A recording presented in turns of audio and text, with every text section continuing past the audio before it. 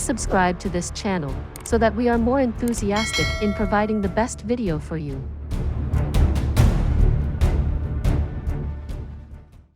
Chapter 351. Wrongly accusing Li Ju Tian. Feng Yuan coldly looked at the solitary falcon. He then turned to Li Tingyun, and spoke in a cold voice once the boy had fallen to the ground. You must learn who you can offend. Li Tingyun. You are lucky. I would kill those who provoke me, even if they're the emperor's relatives. I haven't killed you for the sake of your father's reputation. More so, because I couldn't ignore my friendly relations with the second great master. Feng Yun. You are truly very mighty. Li Ju Tian finally turned and spoke up. He didn't hide the killing intention in his eyes as he looked at Feng Yun with a cold stare. Shi Changxiao and Lei Wubei moved forward to mediate the situation. Do you have to renew your fighting when we're faced with such a formidable enemy? Feng Yun didn't back off either. He returned the stare, and pressed on his word. Then, a cold smile escaped the corners of his mouth after a while as he spoke while he shook his head. It seems that I shouldn't have come today. Then, he turned around and continued. This Feng bids goodbye to everyone for now. His figure flew into the air as he finished speaking. Then, his stern voice resounded from mid-air. Jun Xie. We will drink wine and talk freely if you survive this day. I Feng Yun see your tragedy and helplessness. I wish good fortune to the Jun family for the days to come, but bid my goodbye for now. The echoes of his voice hadn't subsided when his body suddenly moved, and a bright sword light shot out from him. Feng Yun's body shot out like a comet along with that light, and disappeared without a trace. However, he left one lingering sneer behind. Silver Blizzard City, Shuehun Manor. Their reputations are great, but they're nothing beyond that. He. His voice echoed throughout the valley. But they're nothing. But they're nothing. Jun Xie looked up from his position at the front of the battle formation. His cold and lofty expression was suffused with a hint of warmth as he looked at the brilliant sword light in the sky. Many thanks. Jun Xie spoke lightly, as if he was talking to himself. His heart was flooded with warmth. He had realized that justice did exist in this world, and that good people also existed in society. However, this event had instantly made Li Ju Tian's calm face turn ashen. He looked his son's swollen face. Blood was flowing out of his mouth. And then, he looked at solitary falcon and Shi Changxiao. They also had displeased expressions on their faces. Then, he asked with resentment, may I venture to ask the two great masters if they too believe that this behavior was inappropriate? Do you genuinely believe that your scheming in this matter is in accordance to heaven's will, and will be considered as reasonable? Do you actually believe that it's some sort of majestic justice? Solitary falcon rolled his eyes. He continued with anger. Li Ju Tian, can't you tell the right from the wrong despite being the second great master? Who in this world dares to say that this old man is confusing himself between the right and the wrong? A light flashed in Li Ju Tian's eyes as he gave the solitary falcon a severe look. Solitary falcon, don't forget that this old man has only one son. I'm willing to make the entire world my enemy to accomplish his desires. Ha ha. Where was this heroic spirit of yours when you were facing that venerable Mei a few days ago? I've heard that your son is the main reason behind this debacle. Do you dare to deny it? Oh, and he's your only son. Ah. Did it ache your heart when this old man smacked your son and sent him rolling on the ground? True. I did do it. But the palm of my hand saved his life in reality. Otherwise, the Li family would have never been able to continue its bloodline. So, why aren't you rushing to show this old man your immense gratitude? Solitary Falcon's straightforward temperament resurfaced. He straightened his neck and narrowed his eyes as he ridiculed in a sharp manner by disregarding everything else. He genuinely hadn't held back by even though he had confronted Li Ju Tian. He didn't flinch. Even though he knew that he was no match for Li Ju Tian. Then, he pointed at Jun Wu and turned his head as he spoke. Li Ju Tian, your son is a son. But, have other sons cropped out of stone? Those 4,000 men whose lives you're throwing away are also father to their children, and sons to their mothers. They will turn to bones after their death, just like your son. His flesh will also smell like theirs in death. So, what's the point of pampering your son like this? The cold-blooded Master Lei Wu Bei's face turned cold as he spoke up. You're arguing over such trivial things when the matter has already gotten to this point? This joke isn't funny anymore. We're donghua to die at this rate. But we mustn't die here. However, do you think that we can survive if you guys keep causing internal disputes like this? This old man had 11 disciples a few days back. I had trained them in stealth. But 8 of them have died due to some unfathomable mystery. And I haven't even been able to determine their killer yet. Shouldn't I also be heading over to a different place to seek my revenge if I were to take advice from your theories? Shi Chang Xiao also restrained his anger and tried to calm things down. Li Ju Tian hadn't taken note of it, but Shi Chang Xiao was a respected and responsible entity in his native country. But he had come over to this side of the border for the well-being of the common people. Shi Chang Xiao had never considered himself a good man, but he was surely amongst the best of them in this prevailing scenario. Shi Chang Xiao had rushed over to assist the Shui Han manor. Li Ju Tian's words were very unreasonable, but he knew that this wasn't the time for infighting. Solitary Falcon was equally annoyed. Dang it! I took action for Feng Wenyun's sake. But I still saved your son's life in the end. You should be grateful to me. You should erect a stone tablet in thanks. Yet, you have this storm of evil ideas in your head. Where's the justice in this? Do you think that you can bully me because I rank last in the list? Do you think I'm so weak that you can daddy me around like that? I admit that you're stronger than me. But I have my speed. Do you think that you could even catch up with me in case you decided to kill me? The first-rate experts of the spirit Xian realm like Xiao Buyu also went forward to mediate the situation. The 4 great masters eventually snorted in a heavy manner and turned away. The solitary falcon was very fretful. He knew that Li Tengyun was the main reason behind this entire debacle. But he couldn't understand why Jun Moxie had stopped him from going into battle alongside Jun Wu. He didn't get how Jun Moxie had such assurance even though the great master himself was extremely perturbed by this. Therefore, the great master had no choice but to look around from time to time for a trace of Jun Moxie. The solitary falcon had no intention to participate in this matter. He had already received Jun Moxie's warning. It was just that the young Master Jun had flown off to somewhere, and no one knew his whereabouts.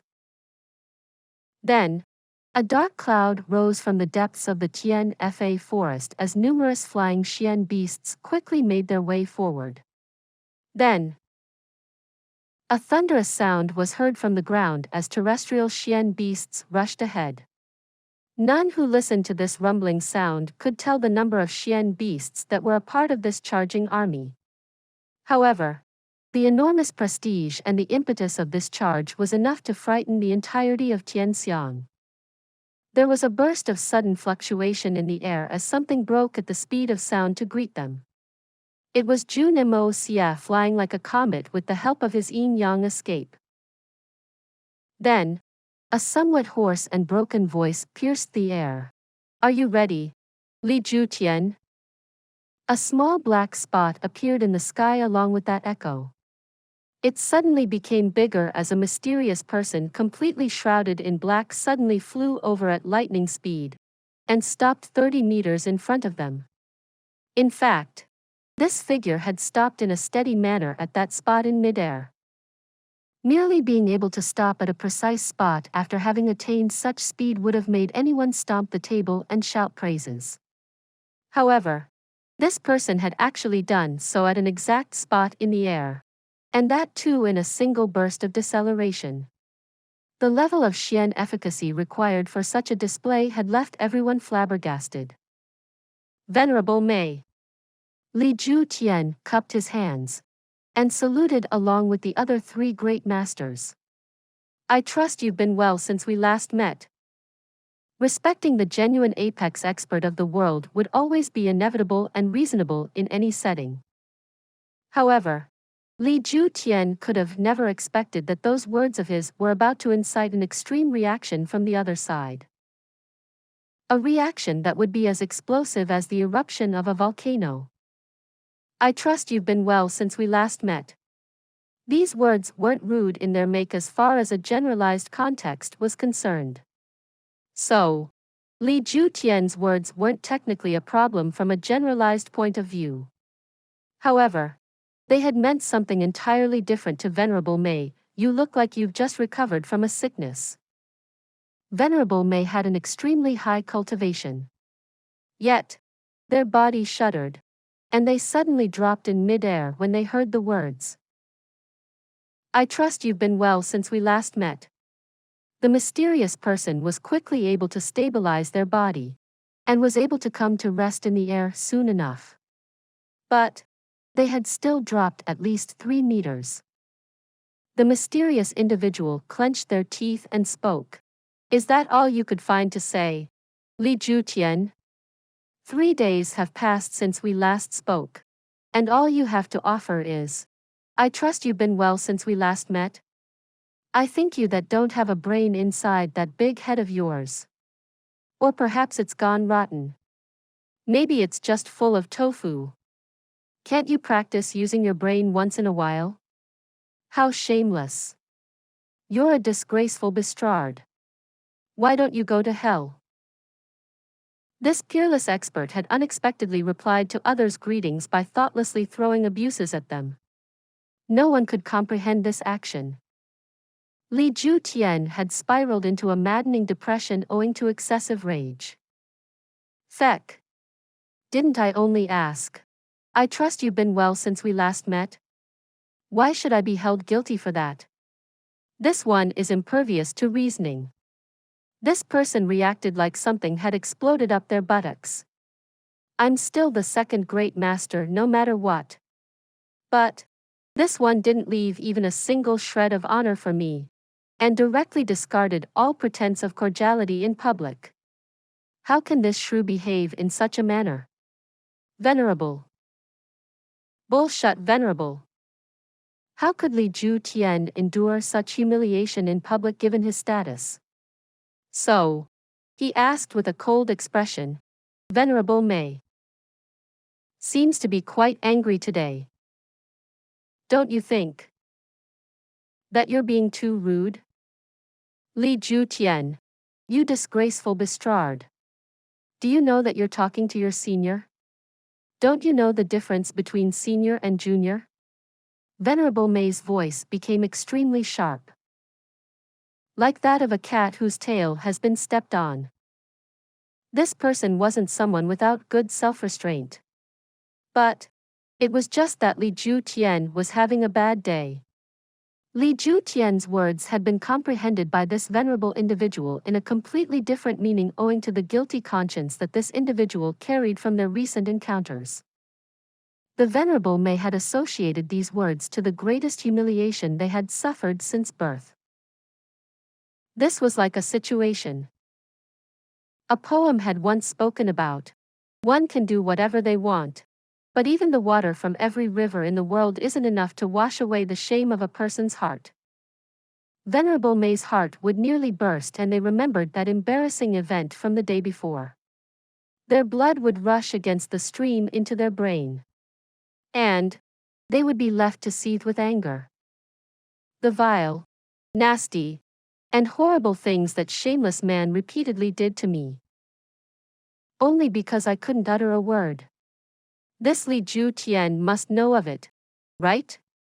Otherwise, why would he suddenly act so differently even though only 3 days have passed since we last met? He must have meant to poke fun at me.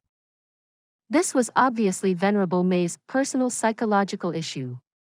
How could Li Ju Tian know about what had happened in the forest that day? This was a muddle from the start.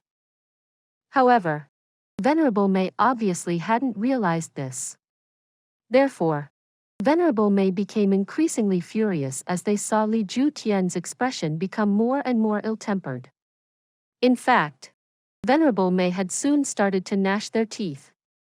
You think you can just poke fun at me? This Li Ju Tian must have fallen into fungi earlier in his life. As far as Li Ju Tian was concerned, he had been wronged with a mountain worth of baseless accusations in front of the entire army that entire day. Particularly this time. He had been charged with crimes he hadn't committed, and had been detained on baseless grounds like a common criminal. It could be assumed that it would start to snow in the month of June if Li Ju Tian were to die at the hands of Venerable Mei over this matter. The snowflakes would perhaps be heaven's way of offering tears of sympathy to the poor man. It was extremely unjust. Please subscribe to this channel so that we are more enthusiastic in providing the best video for you. Chapter 352. A Frantic Battle. The Lord of Tian Fa was acting crazy, and had a sinister air about themselves. The shrouded person desperately wanted to wage a war. Meanwhile, Big Bear was leading his squad of terrestrial Xian beasts on to charge forward. Then suddenly, a soft voice spoke to his ears out of nowhere. Big Bear, you will lead the first play in today's battle? Big Bear was surprised at first. He felt that there was someone right beside him. It was as if this individual were talking to him while walking with him. As if they were right next to his ear. But he couldn't even see a shadow of anyone's figure beside him.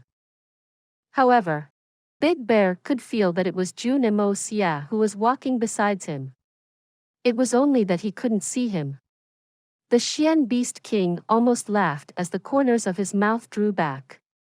He couldn't help but sigh after he had identified who the speaker of these words was.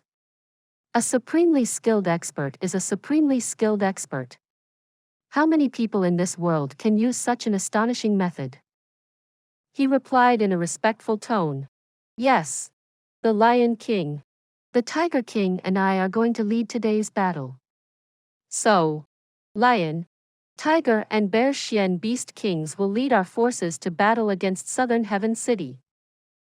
I've sprinkled the powder you had given me on 5 people. Jun Moxie chuckled and continued. Pay attention, and don't mistake their identities. Of course. Big Bear thought that there was something wrong with the mysterious senior. Isn't he being a bit too verbose today? And how could we make a mistake? What he didn't know that Jun Moxie was quite anxious. So, he was acting a bit off. Then, Big Bear suddenly felt a cool sensation as pure qi entered his body through the mysterious seniors. It cycled through his body once, and left him to feel extremely comfortable. The injuries his meridians had sustained due to Li Ju Tian's elusive heart and vein-splitting sword attack had suddenly healed. He couldn't help but become overjoyed. So, he spoke up in an extremely gratefully tone. Many thanks, Senior. Big Bear's injury was originally quite serious. However, the Lord of Tian Fa had treated him, and had improved his condition to near normal. Therefore, Jun Moxie's aura had acted like the right medicine at the right time. And it had completely cured his injury. Moreover, Big Bear had taken that 10 years Dan. So, his cultivation had grown rather significantly. He looked to his right as he heard the voice speak again. The circumstances of those 5 people are far from encouraging in today's battle. They face danger from your side. And they also face danger from their allies. There are many amongst their allies who will try to fire cold arrows at the backs of these 5 men. I will entrust that matter to you. Not a single one of those 5 individuals should be harmed in any way. Please don't worry, Senior. I will do everything in my power. Even if I have to put my own body on the line. Big Bear vigorously thumped his chest. Good. I'm relieved if that's the case. You don't need to show any mercy to the rest. Especially to the people of the Silver Blizzard City and the Shuehan Manor. Jun Moxie laughed softly and concluded. I will leave now. Big Bear looked around in a daze. But he couldn't spot anything. The Beast King would have thought that he had only dreamt of this encounter if it weren't for that comfortable feeling that had arisen from the healing of his internal injuries. Jun Moxie had left using the yin-yang escape. He had then crossed paths with Long Crane. He had exhorted him in a similar manner. Then, he used the yin-yang escape, and returned after he felt satisfied. That ought to settle everything. Jun Moxie had gained a lot in these last 2 days. However, he still felt quite sullen. Li Ju Tian had shielded his son. He had openly and shamelessly entrapped Jun Wuyi. And the Silver Blizzard City had only added the fuel to the flames. Moreover, the rest of the powerful families had simply agreed to everything. These things had made Jun Moxie extremely angry. Would my uncle be in such a situation if it weren't for their scheming? It has become difficult for him to escape death. And this has happened when we've brought our forces to help the Shuehan Manor. This matter has gone beyond despicable, it has become obscene. You're being so heartless. So, don't blame me for any devilish injustice. I have a strong backing from the Tian Fa forest. You people will lose much more than you stood to gain if you're not careful with your schemes. You think our Jun family can be bullied that easily? Li Ju Tian and Li Teng Yun. I will prepare such a big surprise for you father-son pair that you will wish you were dead. Venerable Mei and Li Ju Tian were in a violent fit of rage at that moment. Shi Changxiao hurriedly stepped forward in a brave manner. He then smiled and said, It looks like Venerable Mei isn't in a good mood today. He. There's no harm in taking rest for a while. We can continue to talk later in the evening after we've all taken a short break. The Master of Life and Death had spoken those words since he had realized that Venerable Mei must have had an unforeseen accident at that day. But his words were too excessive. You shouldn't have showered down these maddened abuses at him in front of his son even if he weren't the second greatest master. There's a saying, respect is as important to a man as bark is to the tree. You may be the greatest expert in the world. But you can't bully someone so openly. Can't you see that this senior master is so angry that his lips have turned green? He has nearly become breathless with rage. However, the event had turned into a very dramatic one. Li Ju Tian had relied on his superior cultivation a moment ago, and had acted in a bossy and domineering manner with the solitary falcon and Feng Wanyun. In fact, he had chided them. But the roles had been reversed. And the one being chided in a bossy and domineering manner was now Li Ju Tian himself. The solitary falcon was smiling. In fact, he had beamed with joy as he had heard this. You can be reaping great harvests one moment, And then you can be on your way to the underworld the next. Just look at this. How did the fates change over so quickly? He blinked a few times and felt immense joy in his heart. My mood isn't good. Venerable Mei heard this and snorted. Then, they pointed at Li Ju Tian and spoke in a stern manner. Who said this senior is in a bad mood today? It's just that this loser is courting his death. And this three-legged toy is actually the second great master. He's shameless and ridiculous. This loser needs a good smack across his face. Just see that sharp expression of his. He dares to flaunt his strength in front of me. You are a sissy master. How dare you? Li Ju Tian became furious at this and hissed. His killing intention raised his robes in the air even though there was no wind. His face twisted with rage, and an expression of malevolence and fury broke upon it. He roared, Venerable Mei, I respect you as the Lord of Tian Fa. And so, I wish to keep the peace.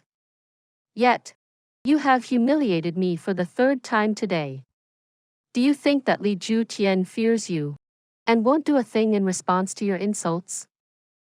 Even a clay figurine has some heat inside it. However, this man was the second great master. What could one possibly speak of him? He had been insulted to no end. Would he be able to call himself the second great master if he didn't retaliate in the face of such a situation? His reputation would turn to waste. A soldier doesn't smell of perfume if you defecate on his face. Venerable Mei snorted with disdain and said, This senior is openly humiliating you. What can you do? What can you dare to do? The man's silhouette flitted, and nobody could stop it. In fact, nobody tried to stop it. Shi Chang Xiao, Lei Wu Bei, the solitary falcon, and the others were too busy watching passively to be capable of stopping him. Li Ju Tian's body moved forward in rage, like a violent storm. He used his trademark skill called 13 Blade of Ju Tian. A cold squall arose from the handle of his blade. Everyone felt a sharp qi arise from it and strike against their faces. It made everyone's clothes flutter and left them to feel a slight tinge of pain on their faces. Therefore, none of them could help but take a step backwards. Li Ju Tian left a deep trench under his foot as the dust rose all around. Venerable Mei shouted loudly from mid-air. Well, come on then. His large black cloak looped around as it faced resistance from the wind. Then, it turned into a thick black mist which could cover the entire world. He then loudly charged straight ahead to meet his foe instead of avoiding him. The arrangements for the decisive battle hadn't even started in earnest. But the top leaders of both the sides had already broken into a violent fight. The situation had become very intense. Li Ju Tian's heart was brimming with violent rage and indignation. Venerable Mei had suffered untold humiliation and anger a couple of days back. Therefore, the two had displayed their full strength in only 3 moves. Moreover, they had actually displayed their killer moves. More than once at that. The area of this decisive battle was a small valley between 2 mountains. The distance between the bases of the 2 mountains was at least 5 kilometers. However, the 2 men contesting for power were moving so fast that it seemed as if they had mounted the clouds. Their movements were too quick for any eyes to see. It was like a lightning strike. First here, then there, and then far off, and then back again at the first place. There was an explosion in the air soon after. It sounded like a thunderbolt that had been sent by a god gone insane. The sound of the explosion echoed through the air. And then, a black figure could be seen rising in the air like a rocket. Then, Another figure was seen crashing down towards Solitary Falcon and the others like a comet. The person falling was Li Ju Tian. He had been hit by the crazy and frightening offensive of Venerable Mei. And hence, he was falling down. Nobody had seen what had happened, but Li Ju Tian was aware that he had been hit between his shoulders, chest, and guts by 3 palm attacks.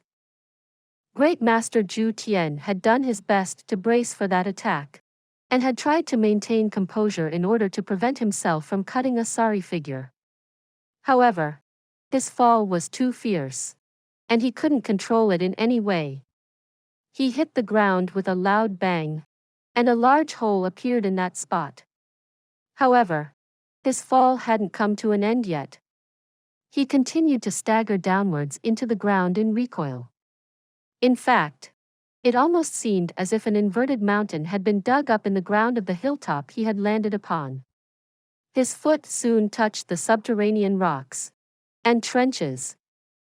Venerable Mei seemed as if he was in pursuit of this man's death. He still hadn't stopped.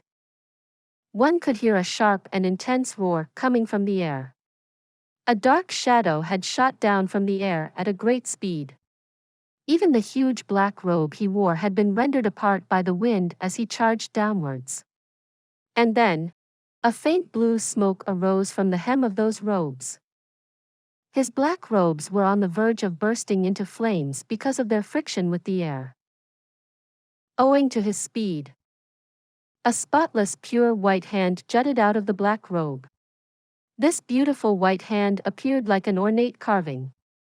But it shot down with an endlessly fierce aim to kill, and moved towards Li Ju Tian. There was going to be no mercy for him today. Li Ju Tian roared madly.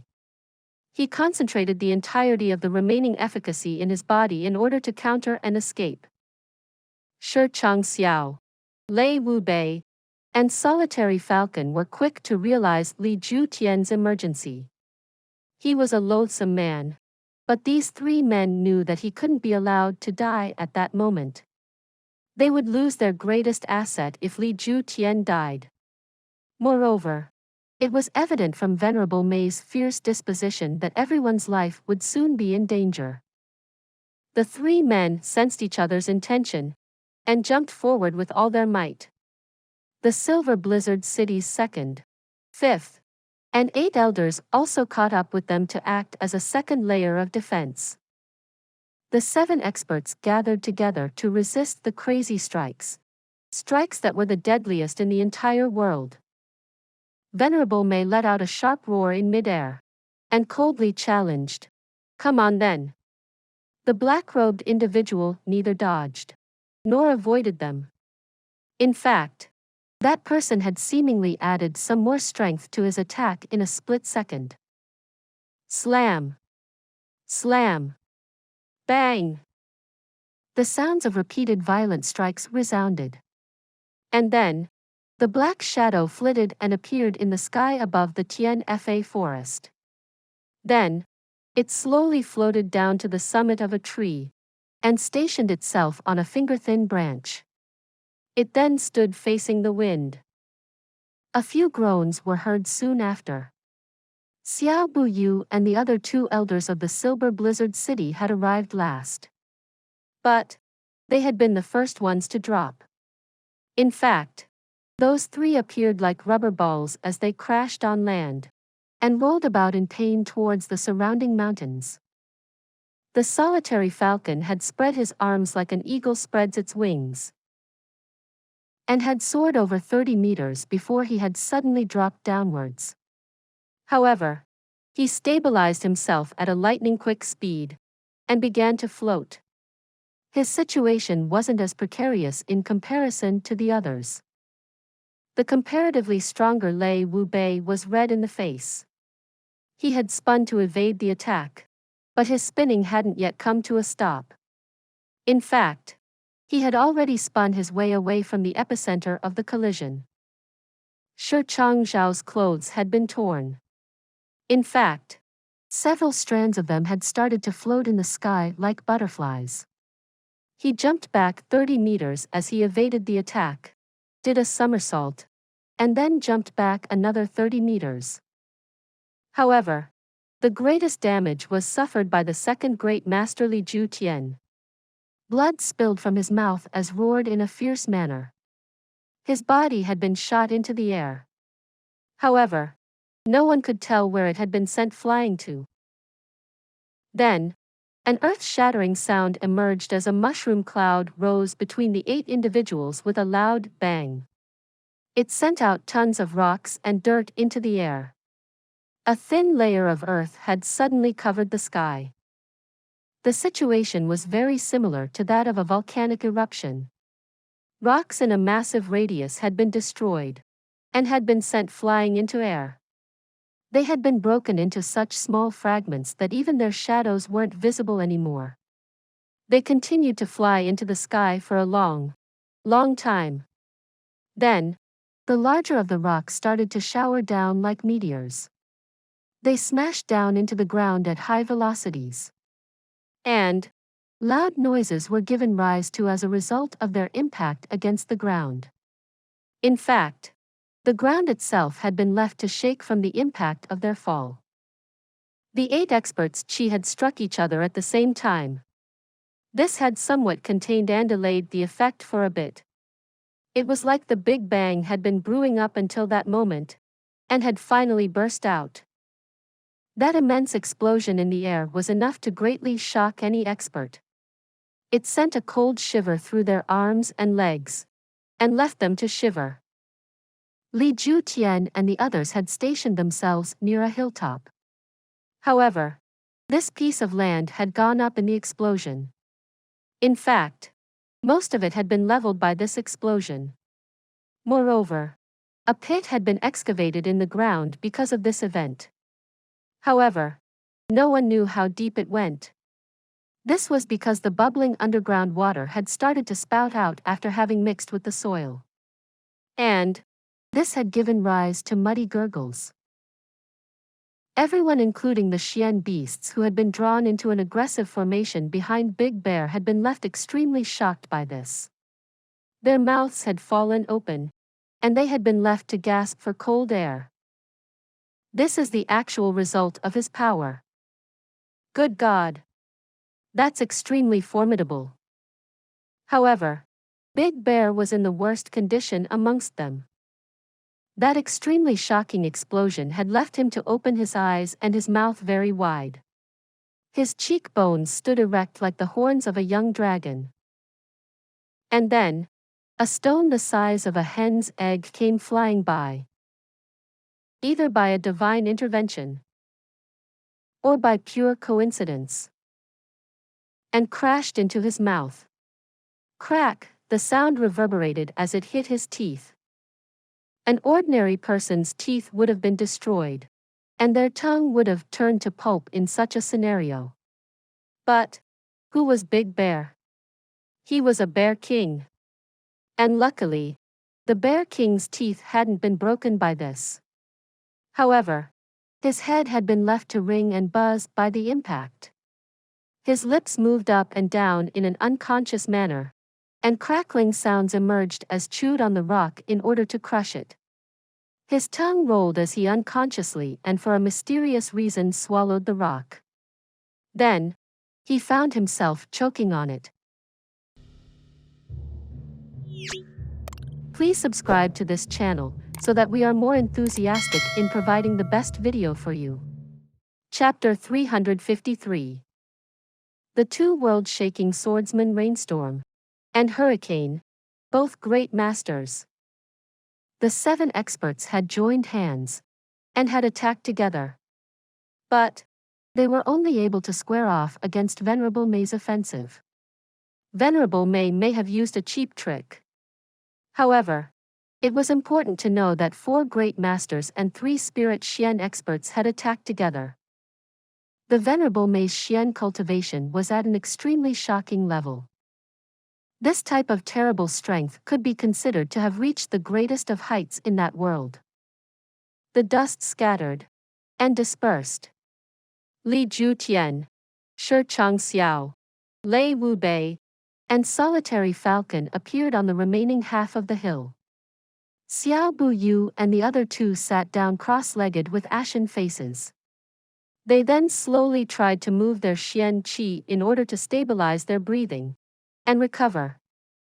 Those three had more unfortunate. They were mere spirit Xian experts. So, their Xian cultivation was comparatively weaker. They had already suffered internal injuries as a result. These internal injuries they weren't very serious. The lack of strength had affected them negatively in the collision. They were comparatively slower to react during that huge explosion as a result of their weaker cultivation. And this had taken away their edge. And they were left to face one calamity after another. Strength is important at a critical juncture. And lack of it can lead one into a worrisome situation in a life or death situation. So, they quickly snatched whatever time they had to stabilize their breathing and recover themselves. However, their luck wasn't the worst. Jun Moxie had hit himself high in the sky to watch the unfolding drama after he had made the arrangements. He had been very excited as he had looked on. Particularly when the Lord of Tian Fa was deriding Li Ju Tian. The young Master Jun had felt like breaking into a dance and loud applause. Then, he had become very jubilant when the two apex experts had started to fight. However, that moment of extreme happiness and excitement had quickly turned into one of sorrow. The immense chi explosion had occurred beneath him. And he wasn't a spirit Xian expert at the end of the day. He wasn't able to sense what was about to happen below, and was caught off guard. Then, an intense wave rushed up along with a boulder that was at least 3 meters in diameter. This boulder suddenly struck his posterior and took him to soar high in the sky, almost upwards to the 9th heaven. His butt resembled a discus at the moment. In fact, it resembled a discus that had turned red with heat. The rock remained stuck to it as they went up. Jun Moxie had felt great pain and had nearly screamed. He had looked up and had felt as if he was about to die and reach the world of immortals. Ah! The feck is happening. I was just watching when I met with this accident. I'm still using the yin-yang escape. Jun Moxie eventually thought of making an escape after he had reached a great altitude. However, he couldn't let off that boulder since it had maltreated him. So, he resolutely and maliciously kicked it and split it up. And then, Jun Moxie took that opportunity and went inside the Hongjun Pagoda. This was genuinely breathtaking. Everybody could only look on as a huge boulder of 3 meters flew upwards, but didn't come down. This was because Jun Moxie had mercilessly made his reprisals and had crushed it into pieces with his kick. Venerable Mei looked up from the tree top far off and saw the scene with a sense of suspicion. He then directed his attention back to the 4 great masters. The Lord of Tian Fa then gnashed their teeth as their black robe rose in the sky. Venerable Mei had prepared to attack again. Wait! Venerable Mei, a loud shout emanated from the distance. The Xian cultivation required to produce that sound was very high. The sound exploded and echoed loudly. It was earth-shattering. This voice came from near Li Ju Tian, and 2 black-robed men suddenly appeared in front of him. It was noticeable about them that they both wore a purple gold belt on their waists. Moreover, both of them had swords hung from their waists. And they swords had purple gold scabbards and hilts. Those 2 men had a bright and handsome appearance. They were middle-aged men with elegant bearing. The black robes that stuck close to their bodies made them look even more heroic and sharp. The 2 men rose to the air from their positions and turned towards Venerable Mei. They then cupped their hands and said with a smile, "We've been gone for many years. I trust that you've been well since we last met, Venerable Mei. Do you recognize this old deceased friend? Venerable Mei weightlessly rose into the sky for a while before he came to a stop. Their bright eyes then scanned the newcomers. And then, the Lord of Tian Fa spoke up in a faint tone. It's you. This is somewhat unexpected. How can I not be well if you're fine? Li Ju Tian now stood behind the two men. He became extremely gloomy and rolled his eyes. These two have asked the question. I trust you've been well since we last met. The thing is, Venerable Mei didn't get angry when they asked this. So, why did I nearly lose my life when I asked the exact same thing? One of the middle-aged men smiled and spoke. Venerable Mei could already roam free and unhindered throughout the wide world. And we see that your Xian cultivation has further increased by leaps and bounds. Therefore, we must congratulate you. Congratulate me? You two should be the ones to receive the praise. You two famed warriors had disappeared without giving any reason, and hadn't shown yourselves in the mortal world for decades. But it turns out that you've become the top provosts under the Empress of the elusive world of immortals. Venerable Mei had spoken coldly, but their voice sunk as their eyes scanned the two again. Lei Baoyu, Bu Kuang Feng. The two earth-shaking swordsmen of those days. Bao Yu, Kuang Feng. Two great masters have come to Tian Fa. To what does this Mei owe the honor? Most people couldn't understand such words. Those two names were too remote for most of them.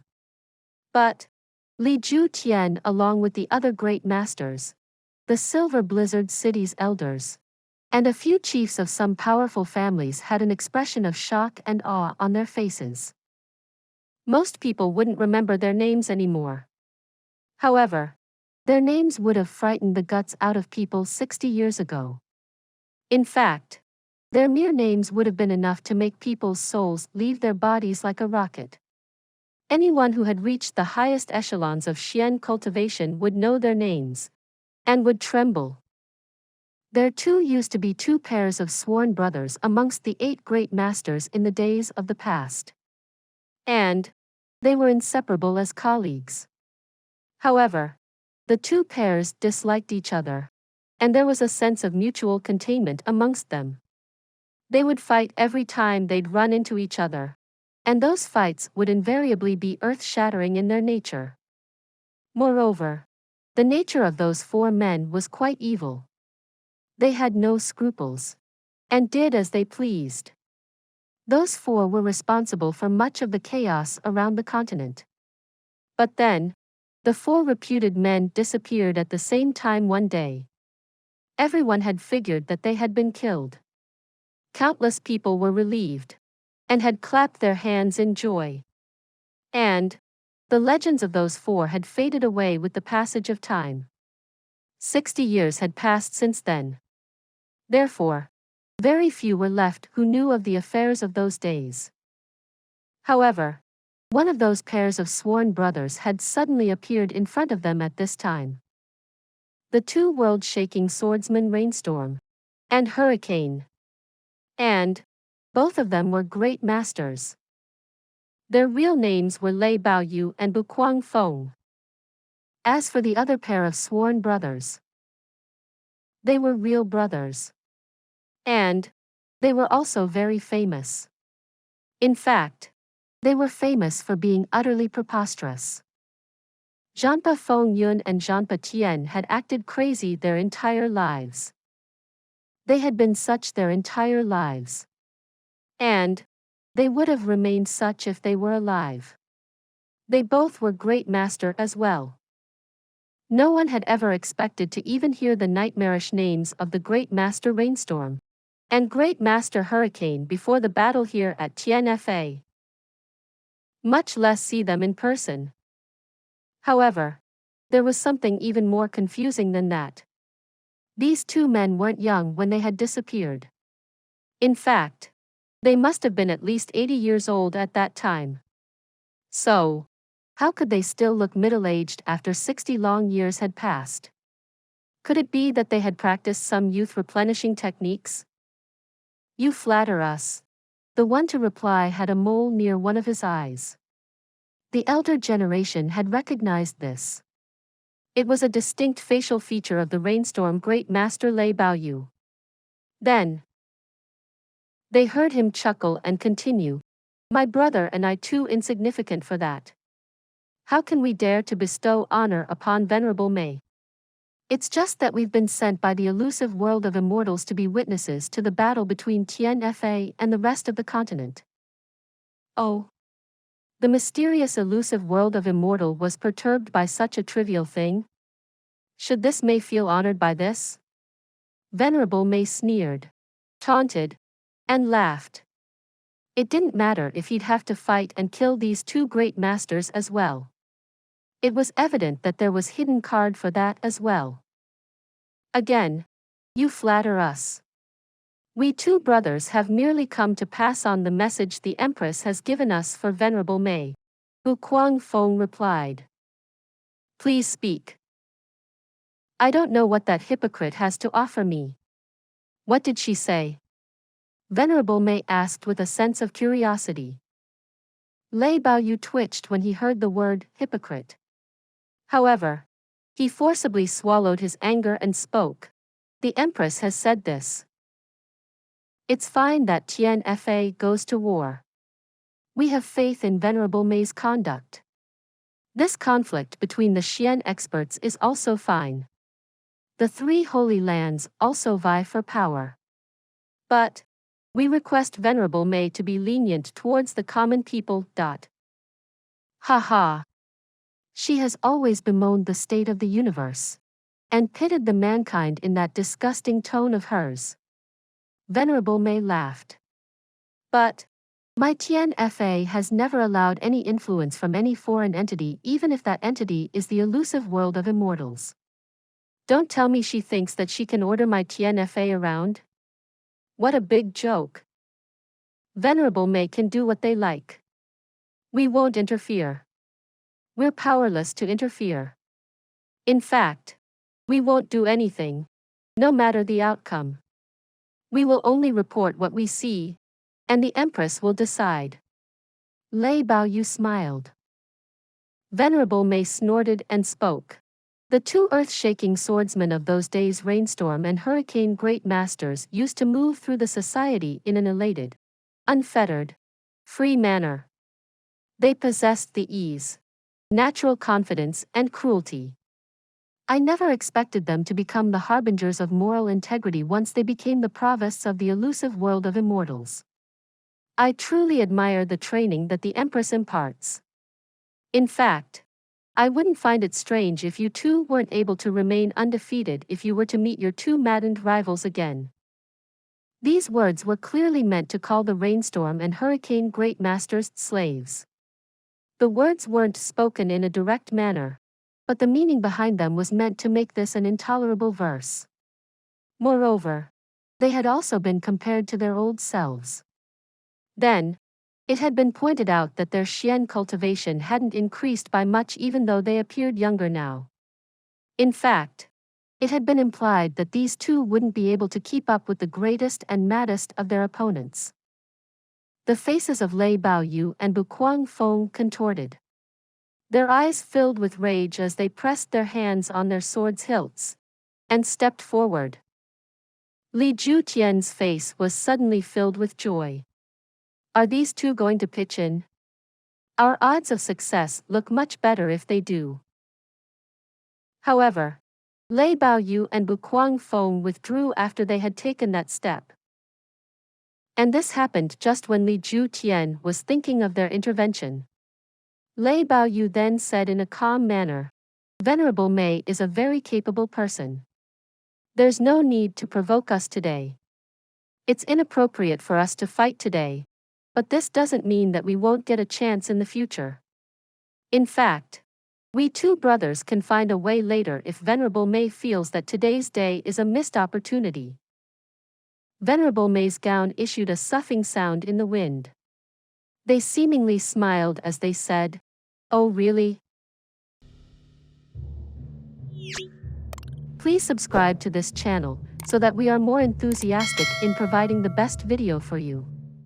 Chapter 354. The battle commences. Bu Feng then spoke up in a dark tone. "Venerable Mei seems to be interested in our training. Why don't they come and receive it as well?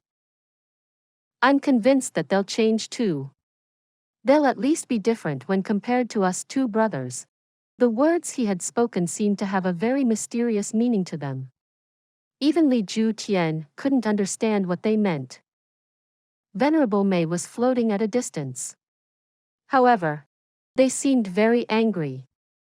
Their robes started to float upwards in the wind, and it seemed as if they had prepared to strike. But then, they stopped and regained a tranquil temperament. They then replied in soft tone, "I will eventually go to the elusive world of immortals and show your empress the kind of end that's reserved for a hypocrite." Lei Baoyu was about to speak up when he was cut off by Venerable Mei. "Come up if the two of you intend to participate in the war today. But withdraw to one side if you only wish to witness. I have no interest in bickering with the two of you. Retreat." "Very well. We've only come here to observe. So, Venerable Mei may enlighten us of the proceedings." Lei Baoyu replied with a cold expression. "That's simple. We'll have 3 battles to decide the winner. The legions arranged in the battle formations will fight the first battle. The second battle will take place between the leaders of the groups. And the third and decisive battle will be between the apex experts." Venerable Mei snorted. "We'll go back to Tian Fa if you win. And the Xian beasts will never emerge from there after that. But we have 3 conditions if you lose. First, Li Ju Tian will return the Panther King's Xian core. Second, no Xian expert will be allowed to enter Tian Fa. I'll take 10,000 lives from the mainland even if one of them enters. I'll take 20,000 lives if 2 of them enter. And I'll also annihilate their families to the 9th generations as compensation in that case. Third, I will break both the legs of Li Ju Tian's son. This war was started because of him. Let it end with him as well." "That's very unfair." Bu Feng sneered. "You only need to retreat if you lose. But we have to adhere to 3 conditions? Don't you think it's a bit too much, Venerable Mei? How will any future disputes arise if you don't enter the forest? And why is the Panther King's Xian core in Li Ju Tian's belly? Can't you tell the right from the wrong, Bu Feng?" Venerable Mei shouted back in anger. Li Ju Tian stepped forward and spoke in a stern voice. "This issue has been created by your Tian Fa. How are we father and son to blame for this? You've been the one to confuse the right and wrong today. Aren't you pushing the entire blame onto us? The person to have confused the right and the wrong is you. And you alone. Moreover, what does this decisive battle have to do with my son? Why does the 3rd condition have to be breaking my son's legs? What has my son done to cause this disturbance? Don't you think that you're being too harsh, Venerable Mei? Your statements are simply ridiculous." Great Master Li was extremely angry. However, he also felt like he had smashed his own foot with a stone he had picked up for another. He had forced Jun Wuyi to the battlefield because his son had requested for it. He had sent only 4,000 men even though he should have demonstrated more strength. It could be said that those men had been sent away to die for no good use. In other words, this would be a complete and utter defeat. There was no chance of success. Anyone with eyes could see that very clearly. However, Venerable Mei had now raised the condition regarding his son's legs. And the outcome of this would depend on victory or defeat. Therefore, he was now at a loss. Would Li Tingyun have schemed again Jun Wuyi if he had known that his legs would also end up depending on it? What would be the significance of Jun Wuyi's death if such had been the case? I've given a great option. It's fine if the great Master Li doesn't agree. I will simply lead my forces to attack the rest of the continent. You can't blame me for every extreme distress of the mortal world. Anyway, I have proposed a very peaceful solution. So, I can't do anything if you don't agree. Venerable Mei looked at Li Ju Tian. The expression in his eyes was enough to decipher that he didn't care whether the opposite party agreed to his proposal or not. These conditions had obviously been linked to Tian Fa's prestige now. And that was imperative. I won't change the 3 conditions, no matter what. Will you agree or not? He didn't believe that Li Ju Tian would leave the world to destruction, even if he was the second great master. And they could always force him to agree even if he refused to. I won't agree. I agree. 2 different responses simultaneously came from Li Ju Tian and Lei Baoyu's mouths. Provost Lei. We must consider this matter properly. Li Ju Tian wanted to spit blood in anger. However, he knew that he couldn't provoke the elusive world of immortals. He had the distinction of being the second great master, and held respect for this achievement in the mundane society. But he knew that this status of his was nothing in the eyes of the elusive world of immortals. Moreover, he also knew that he may not even be able to match the 2 great masters Lei Baoyu and Bu Guangfeng even if he were to fight them one at a time. There's no need to consider this. It's equivalent to the Empress orders. Lei Baoyu cut him off. Then, he smiled and continued in a low voice. Brotherly, keep calm.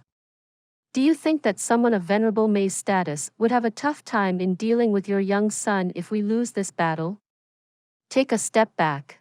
And think. Your son's life won't be in danger. He will get his legs broken at best. But the 3 Holy Lands will need to find a scapegoat to pin the responsibility for the destruction caused by the Xian Beast Uprising if we don't agree to Venerable Mei's conditions. At that time, Li Ju Tian. You. He. But Li Ju Tian was about to say, I've already taken the Panther King's Xian core. How can I spit it out now? He was about to say this, but he swallowed the words back. He did take the Xian core, but it was still inside his belly. Li Ju Tian was waiting to ingest the Bear King's Xian core. But the Panther King's Xian core would remain intact until that happened. However, what would Lei Baoyu and Bu Guangfeng think if they knew that the Xian core was still intact? Li Ju Tian evaluated the situation. He then asked himself, what would I do if I were in their shoes? I would certainly wish to take that treasure away by force. But can I hope to compete against these 2 great masters if they joined hands? Li Ju Tian remained silent. So, the other 2 assumed that he had given his approval. Then, they turned to Venerable Mei. Venerable Mei, can we start the battle? Venerable Mei nodded slowly. They didn't waste their words, and extended their hand. And then, a small golden sword flew out. This was followed by a violent gale, and an air-rendering screech emanated from the sword's handle. It was expected that the sword would move extremely fast since it had emanated such a powerful sound. In fact, it would have been perfectly reasonable if it had moved at the speed of sound. However, it was moving very slowly. In fact, it was even slower than an ordinary arrow. However, the sword light behind it became increasingly thicker. It seemed like a young dragon from the 9th heaven was reaching out across the basin between the mountains with stretched hands. It continued to issue the dragon-like shrieking sound until it had reached the other side of the mountains. This was a battle command. Li Ju Tian raised his hand. And then, a banner made of fireworks burst like blooming flowers. His expression was somewhat cruel. Big Bear let out a violent roar. In fact, it nearly resembled a thunderclap as it shook the 9 heavens. Then, the Bear King leapt forward. He was followed by 3 kinds of multicolored Xian beasts: bears, tigers, and lions. The 3 Xian beast kings lead their forces and broke out of the forest like a storm. They weren't many. Just 4,000 in number. Jun Xie waved his hand for the quick waving of the signal flag from the opposite side. Then, 4,000 men quickly assembled into a cone formation. However, they remained motionless thereafter. Jun Xie didn't have the slightest idea about the inside story. But he knew that the strength of his 4,000 men was far lesser than that of the 4,000 Xian beasts they were about to face. He knew that they were at a huge disadvantage. The difference in strength between the 2 sides was at least 3 to 4 times. Maybe even higher. Therefore, they would have to use proper tactics at this juncture. Otherwise, this face-off wouldn't even be a struggle against the Xian beasts. It would rather be a one-sided slaughter. His plan started with laying a trap in front. Then, they'd wait for the attackers to come closer. The 4,000 of his men would then launch their secret weapons once the enemy was close enough. This would blunt the opposition's forces to some extent by getting rid of the weaker Xian beasts. He had stationed the strongest experts in the area where the stronger Xian beasts would try to break through from. He had arranged them in groups of 78, and these men would attack their opponents from all sides. The rest of his men would fill up the gaps and do their best to provide support as the battle progressed. Some sacrifices would be inevitable in this battle plan. However, their chances of success would increase by a considerable margin if everything went according to plan. And they could at least give a good battle to their enemies in this manner. However, Jun Xie hadn't thought on the final outcome of the battle. However, even if they died in this battle, they'd at least die a valiant death. It had to be said that Jun Xie's strategy was very efficient even in the face of such a formidable onslaught from the Xian beasts. They would all die if this strategy was adhered to. However, they would achieve a great result. In fact, they could deal a great damage to the Xian beasts. Optimistic estimates could place at least half of the Xian beasts to die alongside them. They were merely 4,000 in number, and were about to face the same number of enemies. However, the Xian beasts' strength was several times their own. So, this battle would be considered humanity's victory even if half of their enemies were to die by the end of it. However, these plans would only work on paper if there were issues in implementation, no matter how excellent the plans were. Could one genuinely expect the many people assembled there to obey Jun Xie's orders? Many of them had been instructed to see to his death. And these would-be backstabbing experts made for an overwhelming majority of the stronger experts in his ranks. The carnage which could have been avoided, or at least delayed, had arrived. Isn't staying holed up in this formation akin to courting our deaths? Brothers, don't listen to that big coward of a bullshit Supreme Commander. Follow me to kill them. We can easily kill the level 6 or 7 Xian beasts.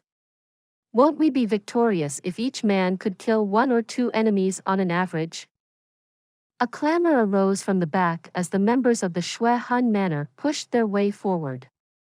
They were placed at the back, but were now brushing past to the front. And they soon ended up at the front of Jun Xie's formation. The battle hadn't even started, but the formation had already been broken. And the 700 men of Shui Han Manor continued to rush forward despite their perils under the leadership of their 3 spirit Xian experts. Please subscribe to this channel so that we are more enthusiastic in providing the best video for you. Chapter 355. A strange battle. They had taken the lead. The masses naturally responded. Then, the 12 members of the Silver Blizzard City broke formation. And then, the experts from the powerful families followed in their suit. The once Jun Xie's formation only had a square array of the 300 men he had brought along. And they were almost the only ones left behind. It had to be said that the instigating words spoken by those of Shui Han Manor were somewhat true. They would surely be victorious if each man managed to kill an average of 2 Xian beasts. However, did they have the strength to kill that many of the enemy's troops? How many of them were Spirit Xian or Sky Xian experts? However, it had to be admitted that the 3,000+ men who had rushed forward had a good tacit understanding amongst themselves. The men of the Shui Han Manor had charged ahead first. They took a sudden left turn and tried to outflank the Xian beasts. And those from the Silver Blizzard City turned right in a similar fashion and tried to outflank them from the other side. The people behind them didn't understand what was happening. So, they turned right as well. Some people at the back were hesitant to go right and found themselves stuck in their predicament. But they soon saw waves of thousands of Xian beasts rushing at them and were left to jump with fright. Then, they just quickly jumped out of the way. They didn't care whether they ducked right or left. Saving themselves was most important thing in that moment. However, the Supreme Commander Jun Xie's 300 men were left exposed to the claws of the charging Xian beasts as a result. The 4,000 Xian beasts charged forward and roared as they came in. Shameless. Absolutely shameless. Dongfang Wenqing shouted in anger. The head of the Duanmu family, Duanmu Chao Fan, stood beside him. His mustache trembled in anger and confusion as he cussed in his usual stammer. That. Fecking. Li. Ju.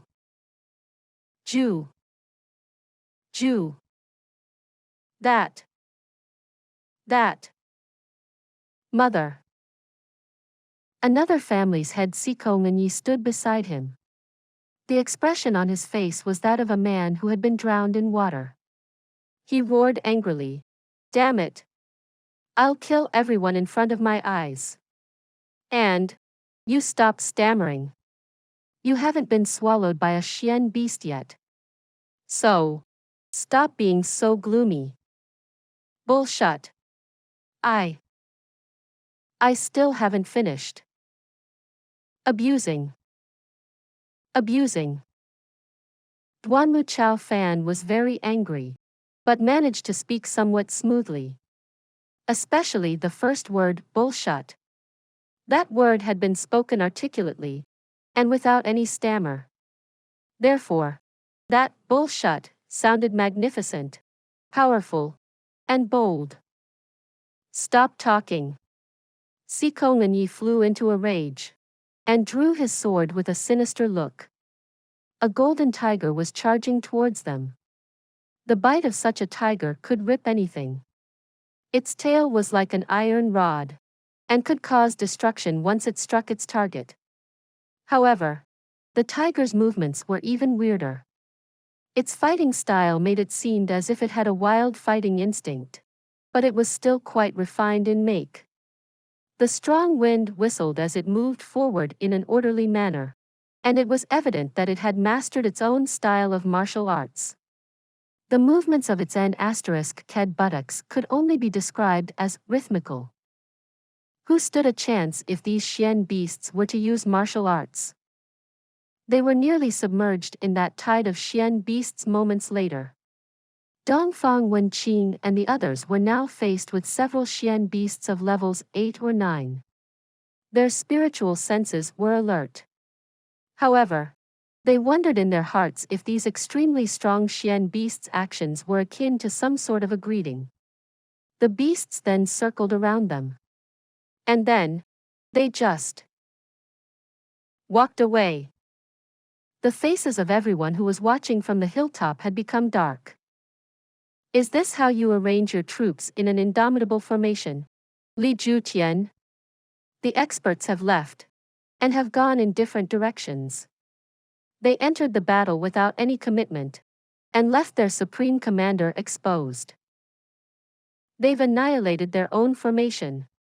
Anyone who'd exposed their supreme commander to such danger would have faced a criminal charge if this were an ordinary battle. Those 3,000 men wouldn't have been allowed to live if that were the case.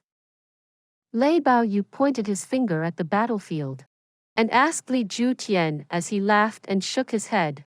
No wonder you didn't wish to accept those conditions.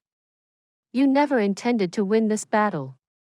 I presume that many amongst those 4,000 are your enemies. That is a great trick. Bu Guangfeng then cut in and spoke. That supreme commander is like a great expert of this generation when it comes to the art of war, by the looks of it. He had started by arranging the troops in the blade edge formation. The blade edge formation would defend against the attack in the beginning. In fact, that defense would have absorbed the brunt of it. He could then stabilize the situation. Even if he wouldn't be able to defeat the Xian beasts. Moreover, he had laid many traps at the front in order to minimize the casualties on his side. Then, they could have taken support from each other to garner strength for a counterattack against the beasts if they had survived the first wave of attacks. That's such a brilliant arrangement. It's simply outstanding. It's a pity that a lowlife has ruined it.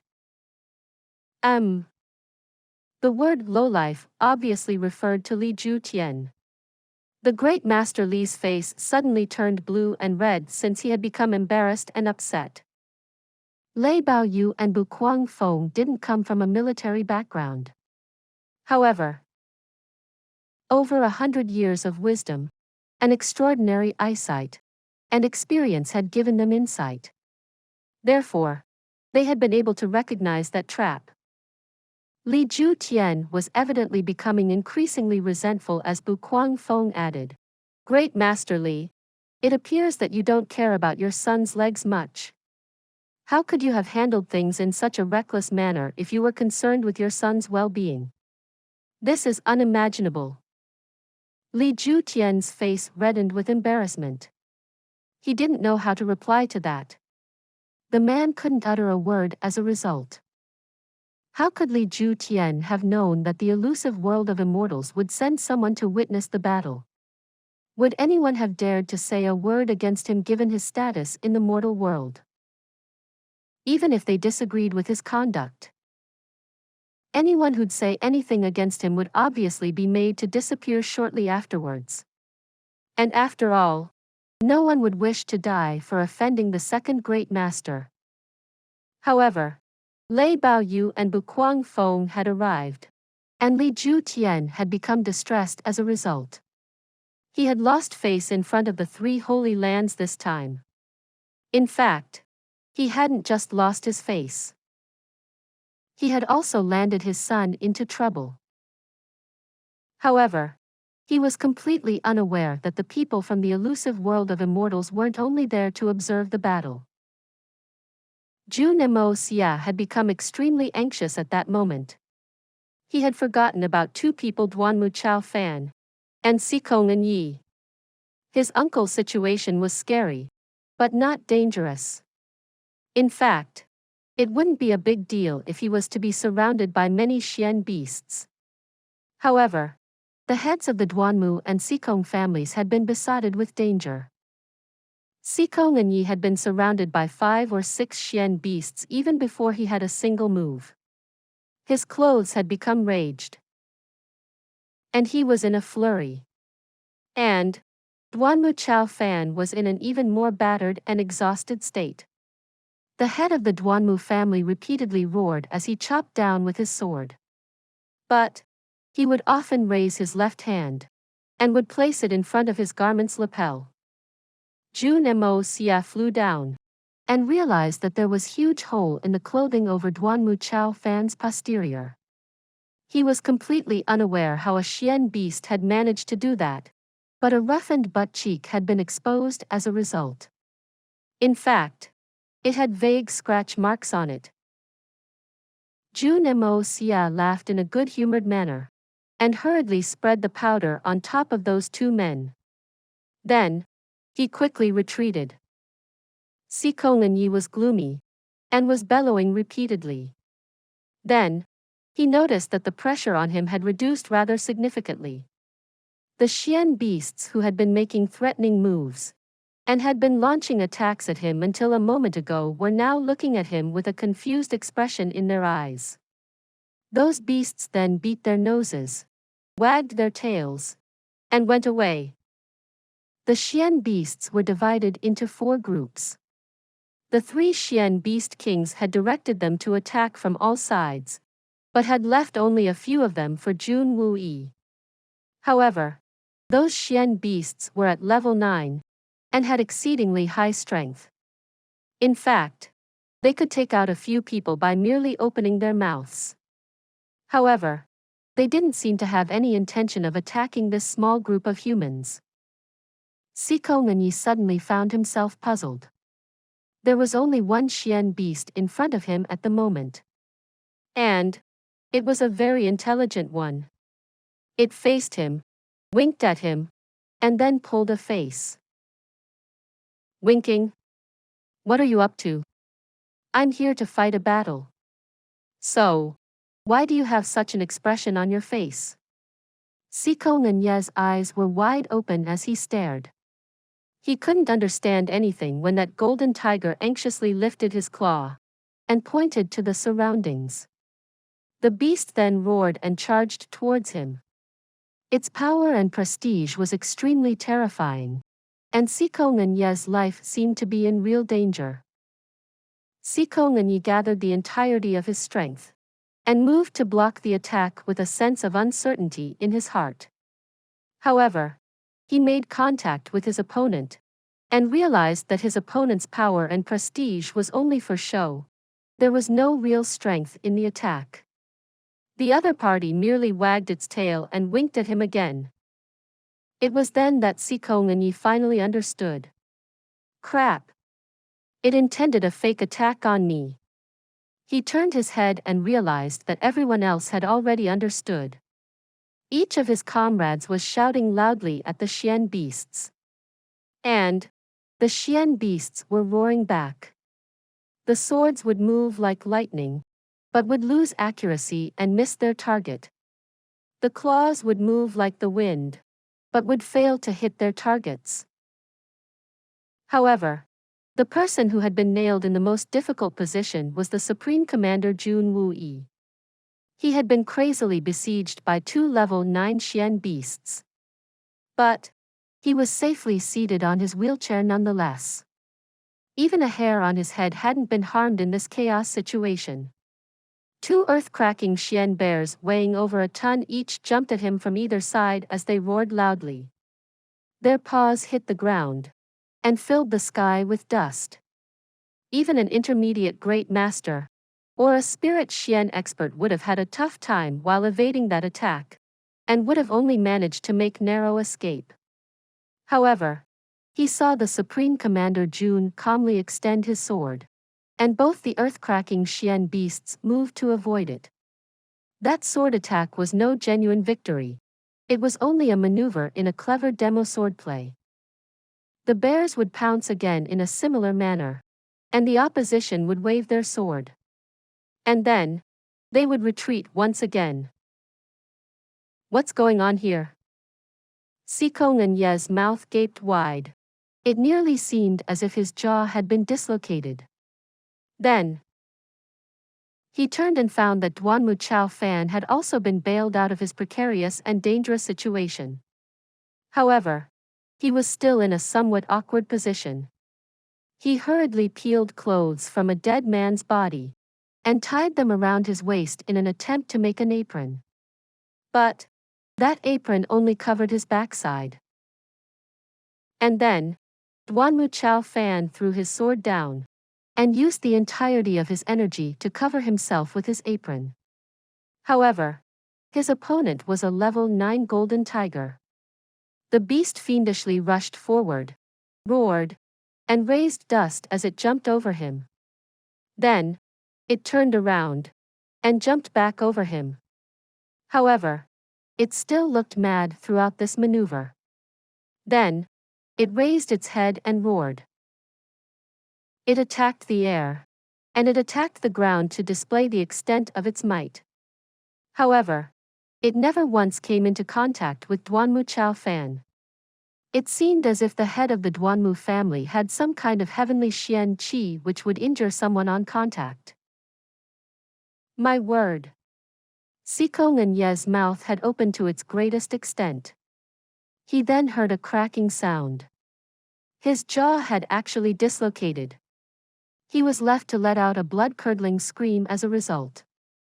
The golden tiger became frightened and stopped jumping about. Then, it suspiciously tilted its head and looked at his opponent.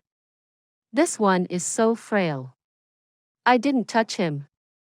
But he has managed to injure himself by opening his mouth a bit too wide. He has such a weak physique. Or perhaps I've mastered the legendary Qi technique. What are you doing, Chao Fan? We're in the middle of a battle. Yet, you're more interested in wearing an apron. Do you wish to turn into fried rice or something? Sikong and Yi seemed to be in a mood for some jokes since the danger had seemingly passed. Therefore, he rubbed his hands on his chin as he forced it up to speak. Duanmu Chao Fan covered his posterior and picked up his sword in an unhurried manner. He then replied in a merry tone, Little Sikong. My name is Duanmu Chao. Please subscribe to this channel so that we are more enthusiastic in providing the best video for you. Chapter 356. Trying to steal a chicken only to end up losing the rice used to lure it. Oh God, brother. You've got to speak faster. Listening to your words becomes very hard for me if you speak like that. Sikong and Yi groaned. He had managed to fight off several powerful Xian beasts a while ago. However, Duanmu Chao Fan's manner of speech had left him injured. They were unaware as to what was happening in that outrageous scene. However, a man of Jun Wuyi's caliber had understood a few things very clearly. A very able person is helping us out by orchestrating this whole drama.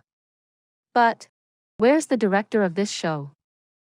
Duanmu Chao Fan finally wielded his long sword again. His sword glittered with silver light. He could finally coordinate better. Then, he took a graceful stance. In fact, his stance was an exhibition of excellent martial arts in itself. He then surged forward and tried to strike the golden tiger. The Duanmu chief wished to grab the tiger by its tail, but the tiger would never allow him to do that.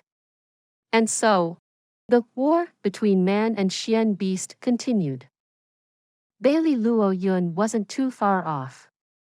And his display had been even more exemplary.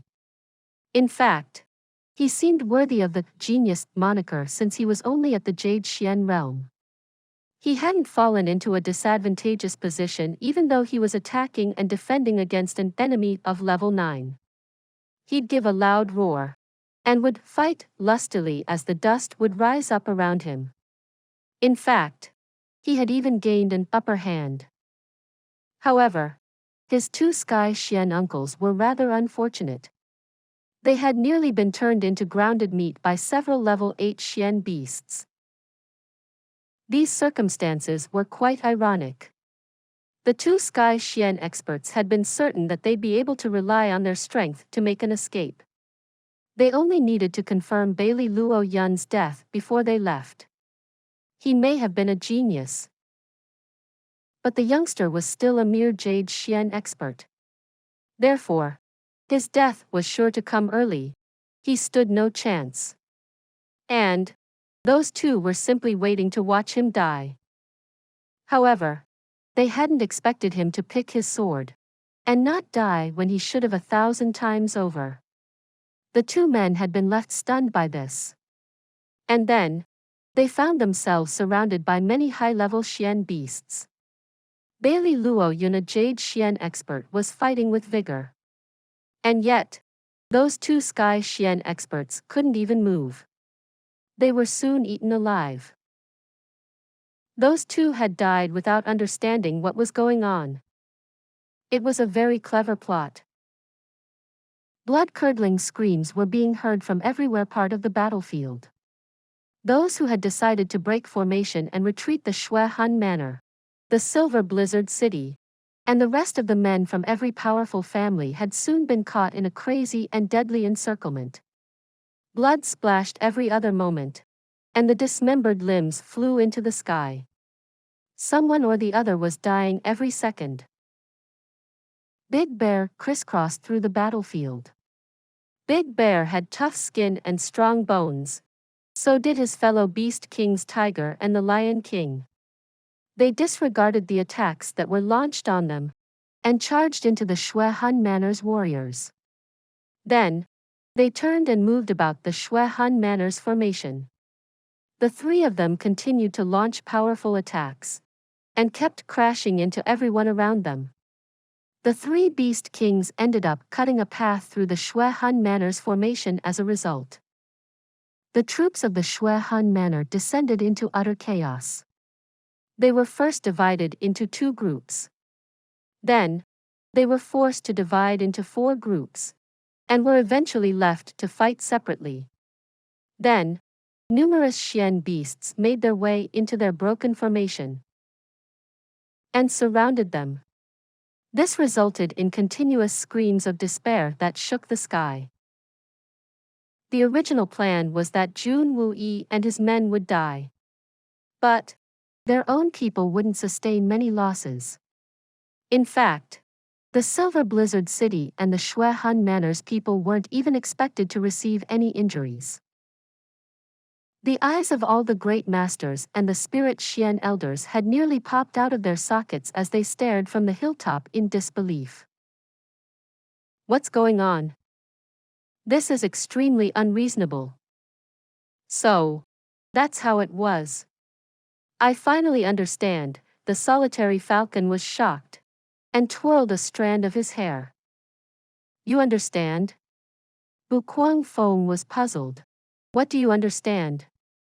Quickly explain to this old man. Master Bu, can't you see? Solitary Falcon triumphantly pointed his finger. Great Master Li had planned a purge for his Shui Han Manor. And he had also involved the Silver Blizzard City in it. Li Ju Tian's original plan was, I'm not feeling well about some guys. And you're not feeling any better about a few of yours. But I have a way of making us feel good even though we're feeling sad right now. And their devastation would make me happy. Can't you see it, Master Bu? It's so obvious. Lei Baoyu and Bu Kuangfeng spat out in contempt when they heard that. Fool! Can't you see how shocked Li Ju Tian is? Why would he wish to purge his Shui Han Manor? The Shui Han Manor is his life's work. Its value is only second to his son Li Tengyun in his heart. Li Ju Tian is no fool. So, why would he dig his own grave? But how the hell is this happening in front of us if that's not the case? Li Tengyun gaped. His face was ashen pale, and his lips trembled. He looked lifeless. He suddenly felt great regret. In fact, he could faintly feel his legs going half dead. Li Ju Tian's hands were clenched tightly. He felt extreme rage. He would have been an idiot if he still hadn't been able to figure out that he had been played. However, he couldn't understand that who'd have such a heavenly skill that they could order the Xian Beast Kings to play out such a big farce.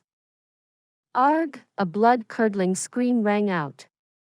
A spirit Xian expert from the Shui Han Manor had been hit by Big Bear's palms and a leg. Blood gushed out from his body as a result. But Big Bear smiled in an evil manner and continued to attack.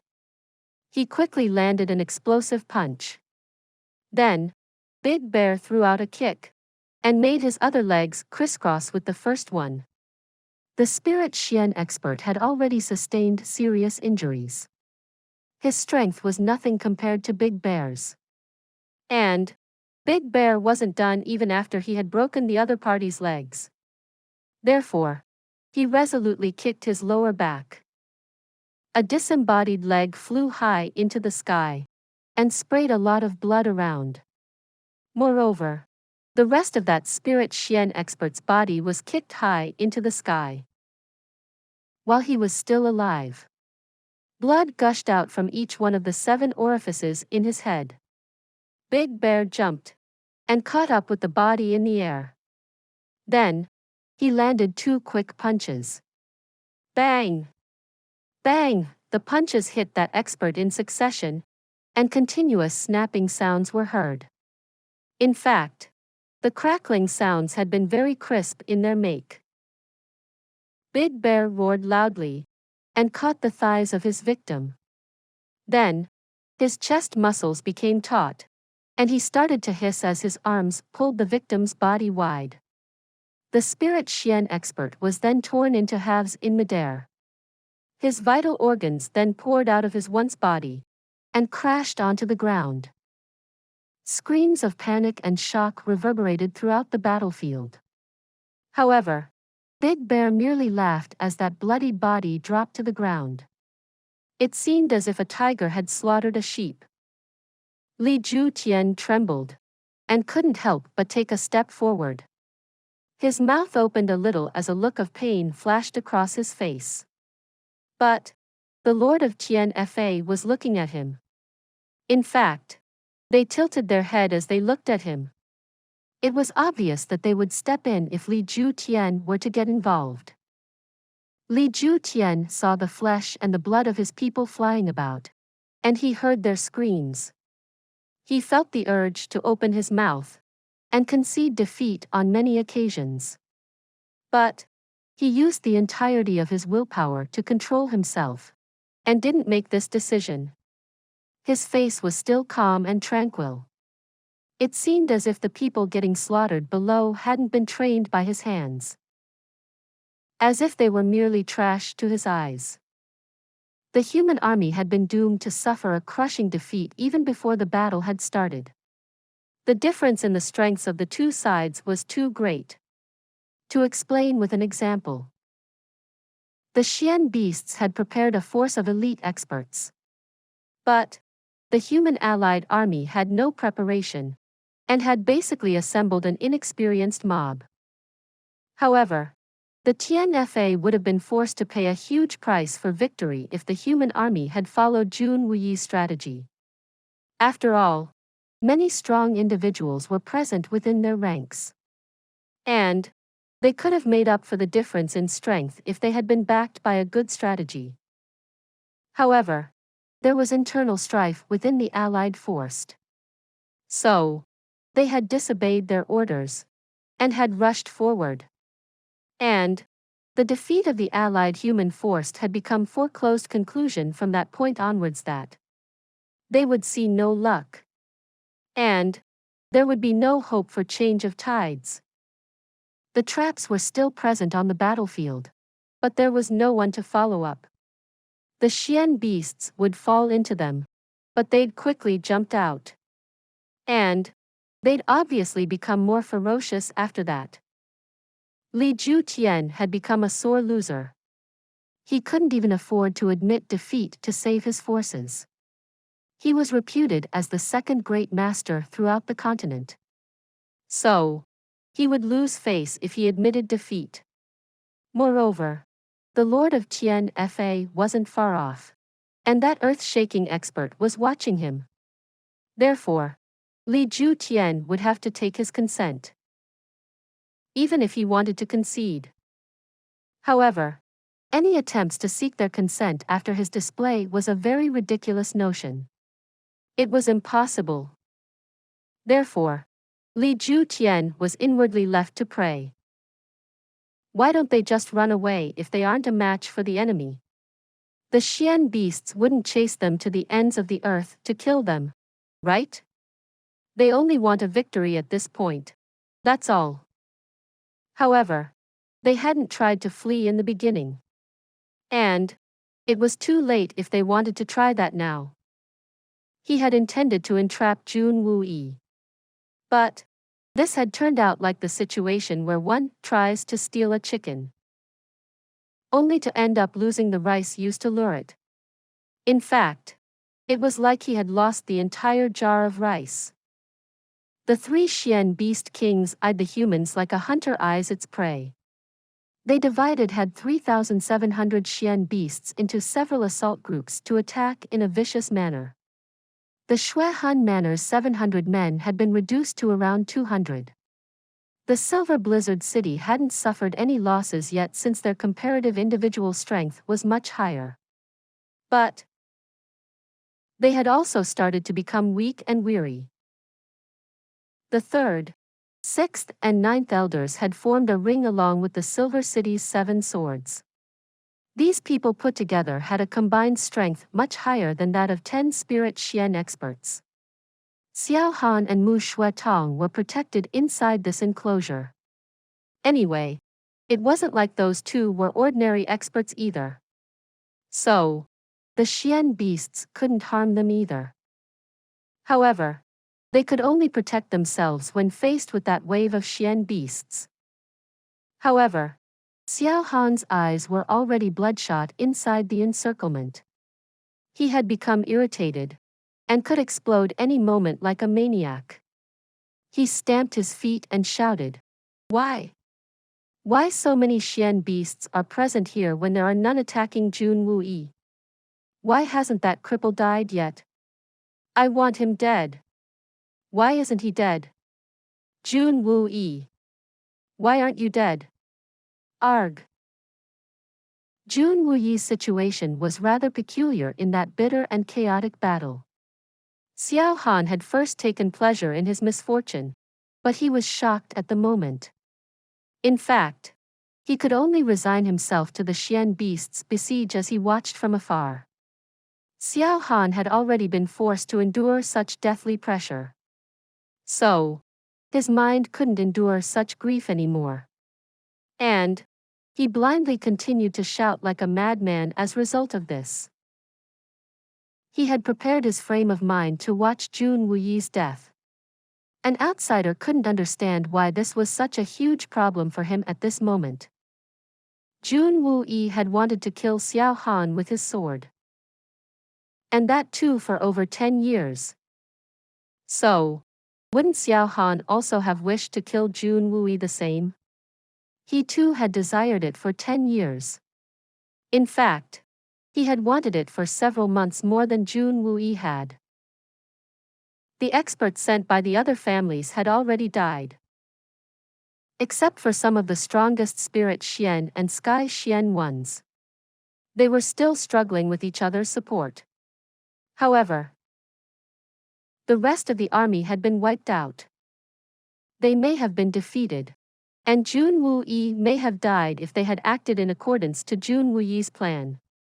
But these Spirit Xian experts would have managed to survive, and would have returned safely even if their army had been defeated. In fact, more than half of the Sky Xian experts would have managed to return safe and sound. They would have been defeated, but they wouldn't have lost the core of their strength. And Jun Xie had been confident of achieving that. However, these men were scared of Li Ju Tian and his authority. So, they had chosen to throw in their lot with Li Ju Tian instead. They had followed after the Shui Han Manor, But they hadn't anticipated that rejoicing in someone else's misfortune and kicking them when they are down would bring about their funeral. The meaner the person's nature, the quicker their deaths would come in a battle this brutal. Wasn't this a warning? That one-sided slaughter was slowly coming to an end. No one had noticed, but the screams had already become sparse. The bellowing roars also became broken. Only Jun Wuyi's party had the same energy as before. And so did their opponents. And they were attacking hard. Their fights had become an intense event. The young Master Jun finally made himself visible. He walked to the top of the hillside where the solitary falcon stood. Everything was going according to the plan he had scripted out. In fact, things were going very smoothly. Dang! More than half of them are dead. And the ones who haven't died yet are rather unlikely to. I had once said that you'd better prepare for your funeral if you try to entrap us. Jun Moxie's clothes fluttered as he walked to the hilltop. His elegant face had calm cruelty written all over it. Who could have thought that such a frail-looking youngster could possess the skills to orchestrate a dramedy of this scale? The Supreme Commander Jun Wuyi was in a tragic situation before the battle had started. And he was helpless when it came to doing anything about it. And then, the situation became a comedy since the tables turned. Many people were happy with his misfortunes and had schemed his downfall.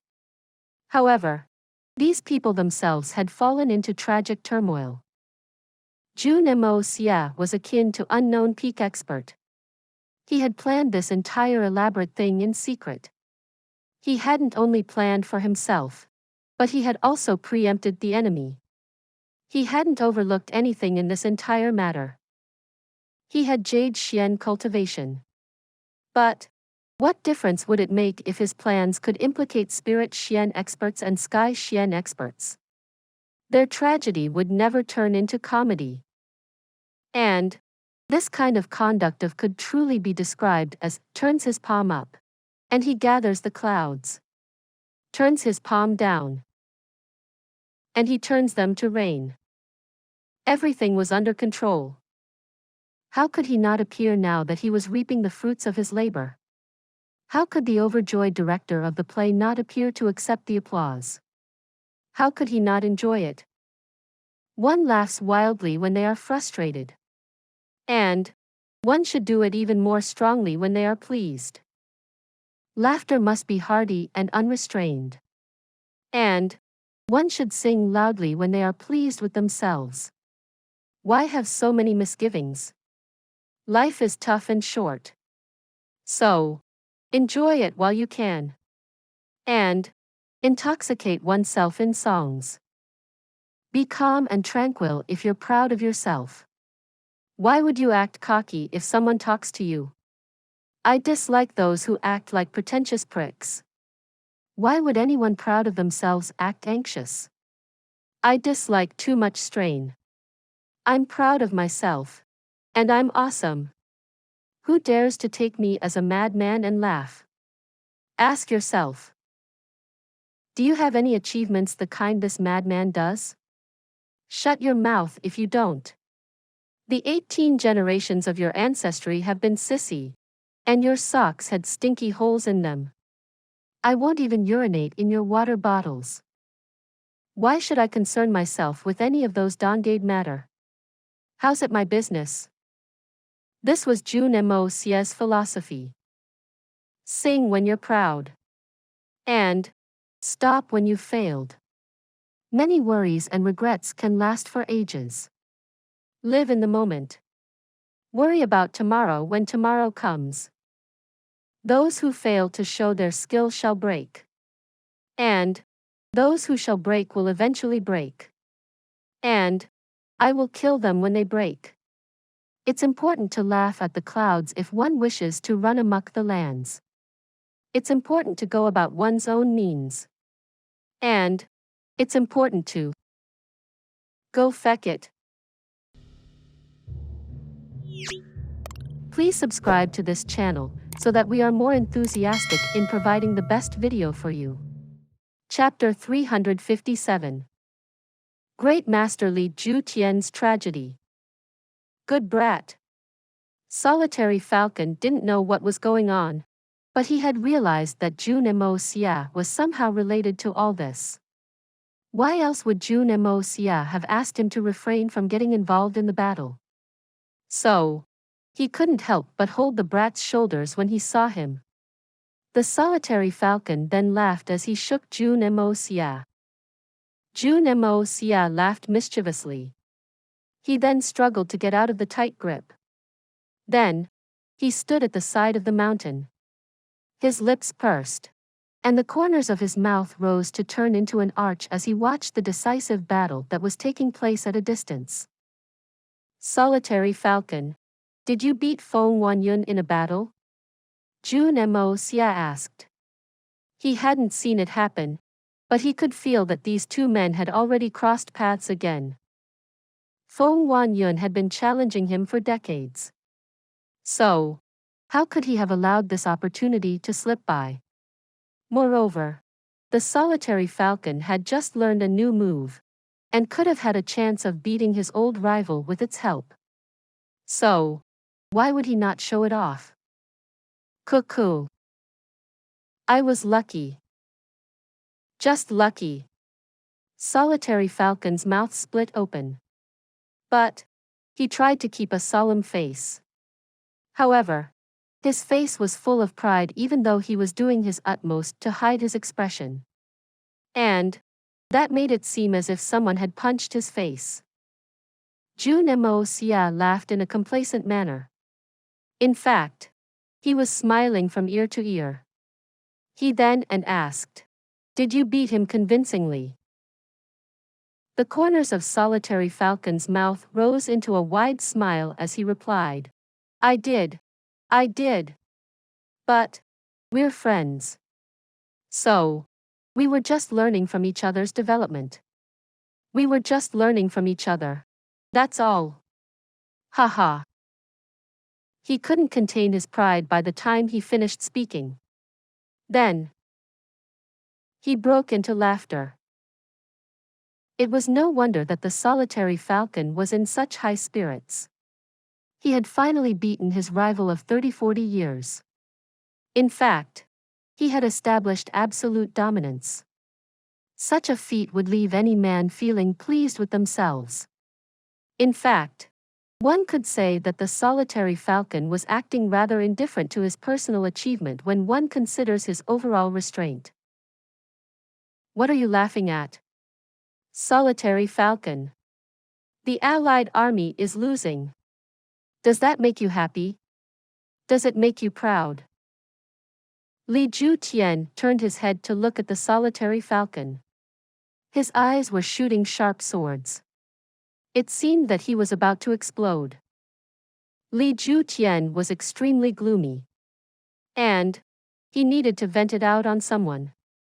But he had never expected that someone from his own side would be laughing so happily at this time. This is a slap to my face. And you're jeering at my loss? I fecking am. Li Ju Tian. You're fecked. But I'm not. Got it? Solitary Falcon was extremely happy at that moment. He was happy because he had notched a long-awaited personal success. Moreover, Li Ju Tian had rebuked him in front of Jun Xie. Therefore, this had become a doubly annoying situation for the Solitary Falcon. Hence, he immediately flew into a rage. Others can't laugh because the people from your manor are dying? What logic is that? This is the third time you've troubled me today. Feck. You think the Solitary Falcon is some moldable clay? It suddenly seemed as if the Solitary Falcon was about to set into action. Things had clearly gotten out of hand. I saved your son's life when that idiot offended Feng Wanyun. Yet, you're still mad at me? And now you've gone overboard. I can't even laugh when I want to. What am I? A Shui Hun Manor lackey? Li Ju Tian snorted. He then lifted his leg to walk over to their side. Jun Moxie's expression evidently expressed his desire to watch some more action from the sidelines. He even pushed the solitary falcon. It was almost as if he was stating his desire, "Do it for me." "Stop. I say," a voice full of grief, indignation and rage rang out like a thunderclap. Li Ju Tian and Solitary Falcon were about to start.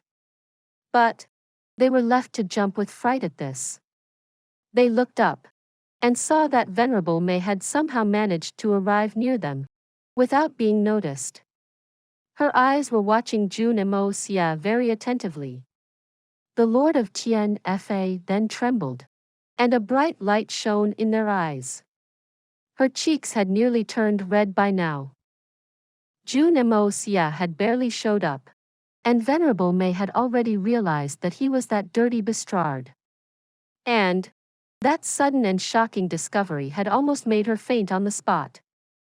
She saw that handsome and elegant face, but she could only remember the nightmares she had been having for the past day. Owing to the abuse she had suffered, Venerable Mei felt her heart beat in a frantic manner. Blood buzzed about her body and rushed to her head. Her breathing became labored. In fact, she could see stars of confusion in front of her. She urgently gasped for breath and eventually settled down a little. This was neither a nice surprise for her, nor had she been love-struck. This reaction had been derived from excessive rage. It was extreme grief, indignation, and shame. The kind that could easily overflow to the heavens. In fact, even the heavens pitied her. "I've finally met this man again. I will make mincemeat of him. I will give him a death by 1,000 cuts. In fact, my anger won't abate even after I've given 10,000 cuts to that filthy and despicable brat." She tried to control her emotions and forcefully suppressed her anger as she floated above. The Lord of Tian Fa had tried her best to control herself, but she still couldn't stop her body from trembling a little. However, Li Ju Tian and Solitary Falcon had recovered from the shock by this time. Li Ju Tian gave a loud shout and started to move again.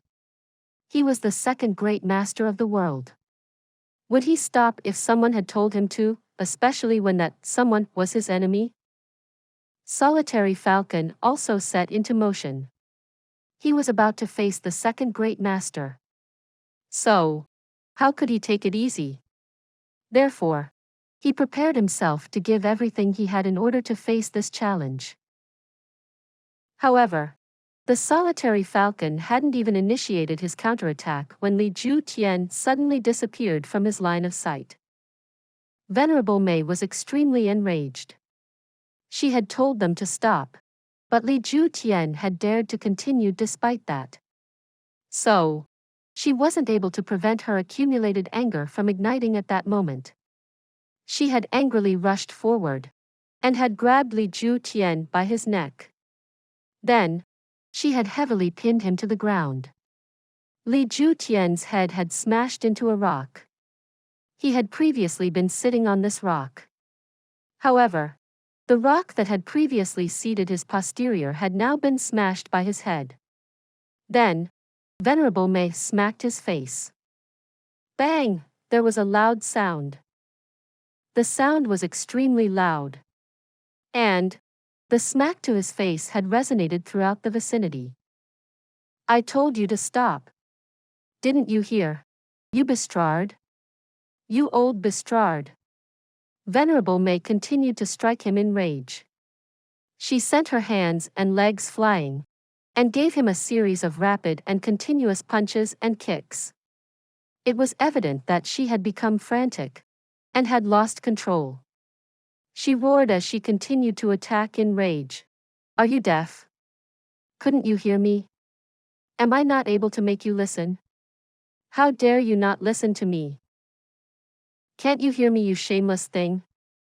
You cuckolded old filthy shameless lowly bestrard dared to pretend that he couldn't hear me? The second great master Li Ju Tian didn't have any strength to strike back. He could merely look at Venerable Mei with grief and indignation. He had been humiliated to such an extent that a sudden urge to commit suicide had started to bubble inside his heart. I want to die. Li Ju Tian's tragedy was inexplicable. I was just fighting against the solitary falcon. How did I offend you by doing that? Why are you beating me up? He didn't know it, but his bad luck had begun since the moment he had spoken. I hope that you've been well since the last time we talked. And this was obviously due to Jun Moxie. And then, Venerable Mei had lost her rationality to her fury when her main culprit Jun Moxie had appeared before her eyes. So, how could she not brutalize him when he didn't listen to her order? Li Ju Tian would have understood the reason behind his own predicament if he had known this. In fact, he would have realized that the beating he was receiving wasn't unreasonable. But the problem was, he didn't know anything about the situation. Therefore, Li Ju Tian had been rendered extremely saddened and indignant. In fact, he had reached his limits. The strongest person in the world was continuously pummeling the second great master. In fact, even his face had been struck several times. This is a deliberate insult. How can I face the heroes and strong experts of this world now? Even bullies don't bully like this. You had flipped out when I had said those words. But I hadn't even said anything this time around. I was merely engaging with the solitary falcon. What action of mine will you deem proper? What should I do to make myself pleasing to your eyes? Li Ju Tian wanted to shout this out in a loud voice. But he couldn't do it. In fact, it was impossible. Because Lei Baoyu and Bu Guangfeng exclaimed in shock. The power of the universe? The world cage. They looked at Venerable Mei with awe. The two had previously planned to step up and mediate. But they couldn't help but take 2 steps back at this time. Perhaps the great Master Li and the others were unaware. But how could the 2 former great masters and the current golden provists of the elusive world of the immortals not know? The power of the universe transforms the heaven and the earth. The power of the yin and yang congeals. The power of the universe is in my hands. So, I'm the best in the world. No enemy can withstand me if I can freely use this power to deal with them. This was the power of the universe. It seemed as if Venerable Mei's skill set had reached the peak of perfection as she dealt with Li Ju Tian. There was no room for him to dodge to. And Li Ju Tian didn't seem to have the strength to retaliate either. This was obviously due to the world cage maneuver of the power of the universe. It was as if the world would be reduced into a cage. The opponent would become one's prisoner. And then, they could do whatever they pleased with their prisoner. This was the effect of the world cage. This explanation was somewhat exaggerated. But that's what it was. Venerable Mei had attacked due to her infuriated state of mind, and had shown the peak of her true strength. But it was obvious that the previous fight had barely served as a warm-up for her. Lei Baoyu and Bu Guangfeng looked at each other. They were inwardly alarmed. They were fortunate that they hadn't taken action. Otherwise, wouldn't the party being pinned down and getting its face smacked be these 2 instead? The 2 drew cold breaths. But they were extremely relieved. Li Ju Tian was being dealt with by Venerable Mei. But he couldn't evade or resist. It had taken him a split second to realize that he couldn't even move a finger. The poor man couldn't resist at all. So, He had only looked on in a helpless manner as Venerable Mei had grabbed him by his neck, pinned him to the ground, and smacked his face without giving him a breather. In fact, he couldn't even issue a groan. Venerable Mei had eventually vented enough anger on Li Ju Tian. So, she tossed him away. It seemed as if she had thrown trash. Then, she turned slowly and looked at Jun Moxie. Her glare was sharp and cold. It seemed as if she wanted to crush him. "Who's this brat?" Venerable Mei gnashed her teeth and asked in a subdued voice. Her fingers pointed at Jun Moxie, but her eyes had turned to the solitary falcon instead. "I'm from the Jun family. May I know what this senior wants from me?" Jun Moxie took a step forward and replied. She didn't know the solitary falcon's temperament, but Jun Moxie did. Venerable Mei was unrivaled, but no one could use that tone in front of solitary falcon and get away without hearing something in reply.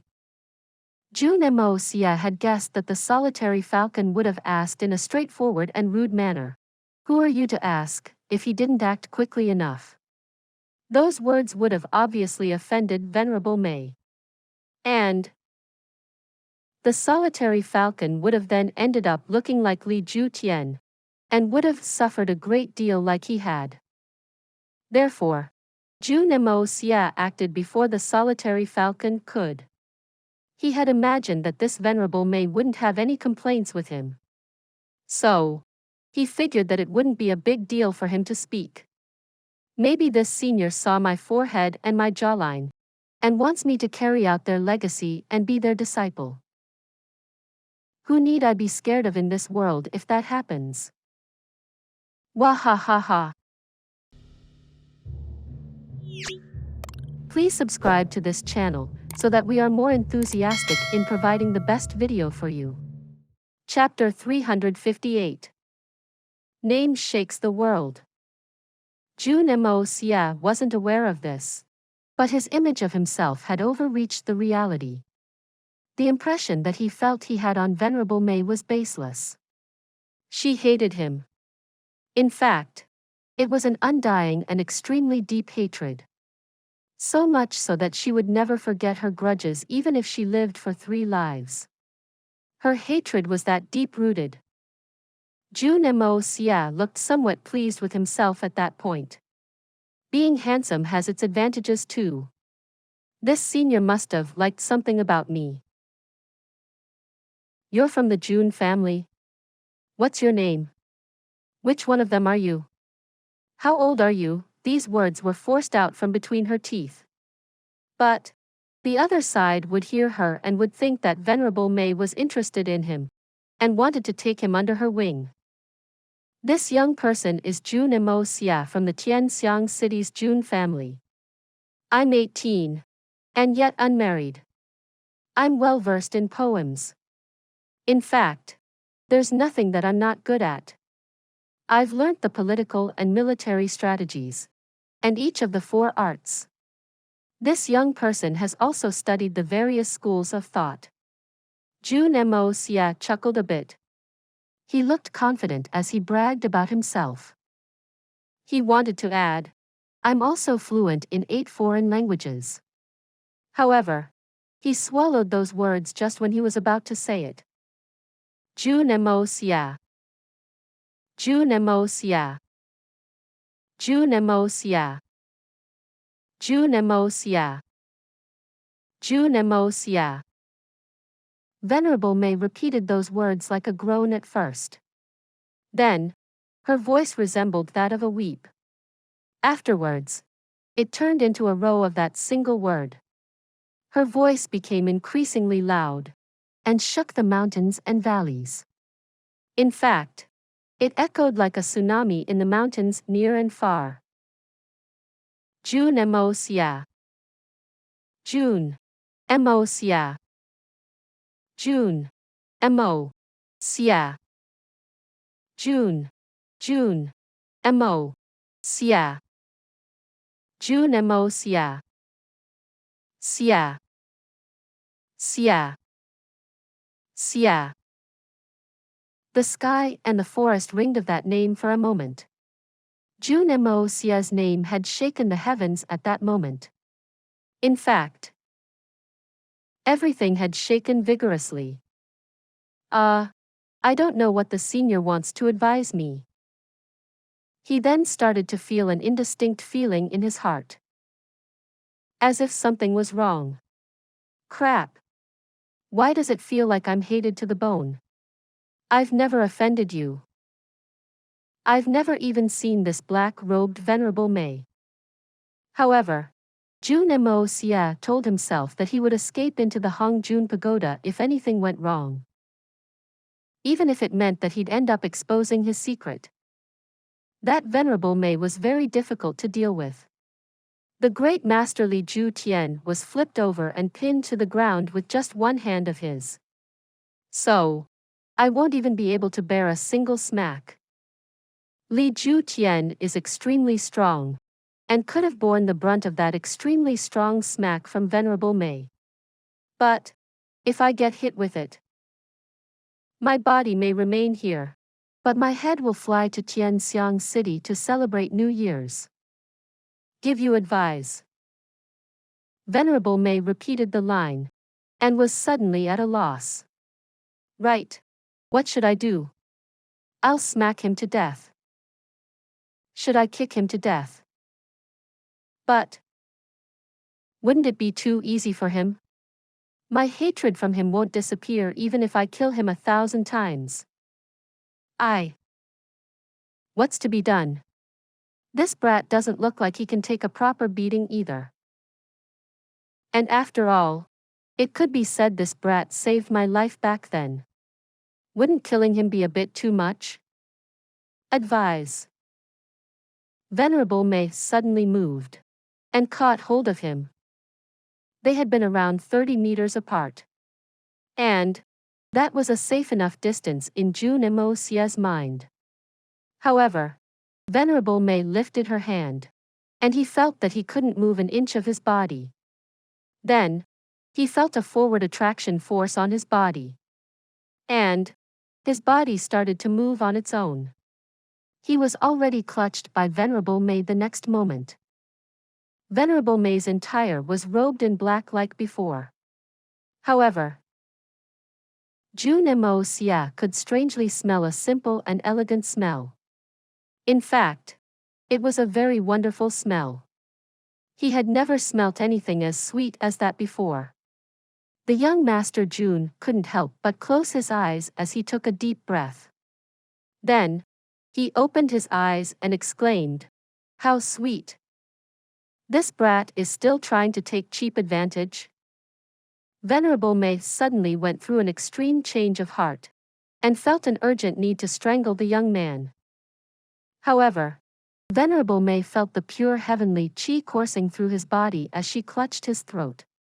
She then determined that the mysterious skilled person who had advanced the Xian beast's cultivation had barged into Tian Fa and had stolen the sacred fruit, and had concocted those dawn was related to this young man. Moreover, he had appeared in the forest the same day as that mysterious expert had. Plus, they had a similarly miraculous qi. So, it was highly probable that the two were master and disciple. It wasn't that Venerable Mei hadn't thought that the said mysterious expert and the young man could be the same people. But it had been revealed to her that the aforementioned mysterious expert had a brilliant cultivation. But this young man's strength was merely trash in comparison. Therefore, she would have never been able to make the connection between the two if the two hadn't appeared in the Tian Fa on the same day, and if she hadn't felt the young Master Jun's qi a moment ago. Venerable Mei's mind went uneasily around in circles. She feared a terrible fallout if she strangled him for his cheap attitude. The beasts of Tian Fa advanced. That was a great thing for us. Wouldn't that alliance break if I killed this youngster? Wouldn't we lose a lot if I tried to take my revenge? That fallout would come with the wrath of that mysterious master. I may not care about his skills, but What about the Beast Kings? Senior. Jun Moxie had sensed the indecisiveness in Venerable Mei. So, he had called out. His shout hadn't even ended when, bang, a tight smack warmed the side of his face. Everyone on the ground suddenly started to seem small as he soared up amongst the misty clouds, and continued to fly to a great altitude. Venerable Mei had thrown him 300 meters into the air. Then, she jumped up and caught up with him. Her black robe filled his eyes as there was a sudden change of scene. And, bang! Bang! Bang! He was smacked on his face repeatedly. Venerable Mei was hitting his face mid-air. Very joyfully at that. I won't kill you, but I will mistreat you as much as I want. What's the worst that can happen if I don't kill you? Feck. Are you sick? You're hitting me without reason. Jun Moxie was angry, and tried to turn his face to ask. However, he didn't try to move his face back to position at the end of it. His face would break into pieces if he was hit by that strength when he brought it back. He had to consider the pros and cons as his head was flung around. This was Hitman Jun's resilience. Anyone else would have been crushed into pieces. The wind at that high altitude was strong, and Jun Moxie hadn't even been able to finish his creaking sentences. But Venerable Mei had obviously understood their meaning. Bestrard. Your bratty mouth is too dirty. It's time to fix that. He became silent, and bit his lips as the smacks continued uninterrupted. Jun Moxie could clearly see that the black-robed opposite party had an air of excitement about them since they seemed to be beating him up with delight. Dang! This person is a sadist. A wise man knows not to fight when the odds are against him. I will come back if I have an opportunity to strike. Jun Moxie thought this, and then suddenly disappeared without a trace. This was the yin-yang escape. Even Li Ju Tian wouldn't have been able to escape safely when Venerable Mei had put her heart and soul and full focus on beating him up. Venerable Mei was in a good mood, and she had moved her hand to hit him another time. However, she only managed to hit empty air. She drew her breath and became puzzled. She looked around, but saw nothing. Strange. This brat has escaped from my clutches. He's a jade xian at best. So, how did he escape? This is absurd. Jun Moxie had eventually escaped. And Venerable Mei became extremely gloomy since she no longer had a place to vent her anger. She seemed puzzled as she slowly floated down. Only one puzzling matter went round her mind. How did he escape? This is unimaginably weird. Jun Moxie was abusing her from inside the Hongjun Pagoda. While she wondered at this, the young Master Jun was extremely angry. This is too much bullying. When did I offend you? You hit me the first time I meet you. Do I look like someone in need for a spanking? You just met me. And yet you became filled with extreme hatred? Did I kill your parents? Rape your wife? Or take your baby and throw him into a well?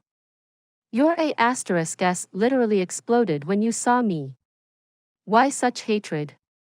You may be the Lord of Tian Fa, but just you wait. I will come back one day, and I will fry you out. This is utter confusing. Jun Moxie clenched his jaw as he felt the burning sensation. He had never been smacked like this in either of his lives. But the person who did this was an apex expert. An ordinary person might have felt honored to be hit by this individual. But Jun Moxie didn't feel that way. So what if your xian cultivation is difficult to deal with? I will speed up my cultivation to overtake you. And The next time I see you, you sadist, I will scatter your plummy *s into 8 pieces. Or my name isn't Jun Moxie. The battle was over by now.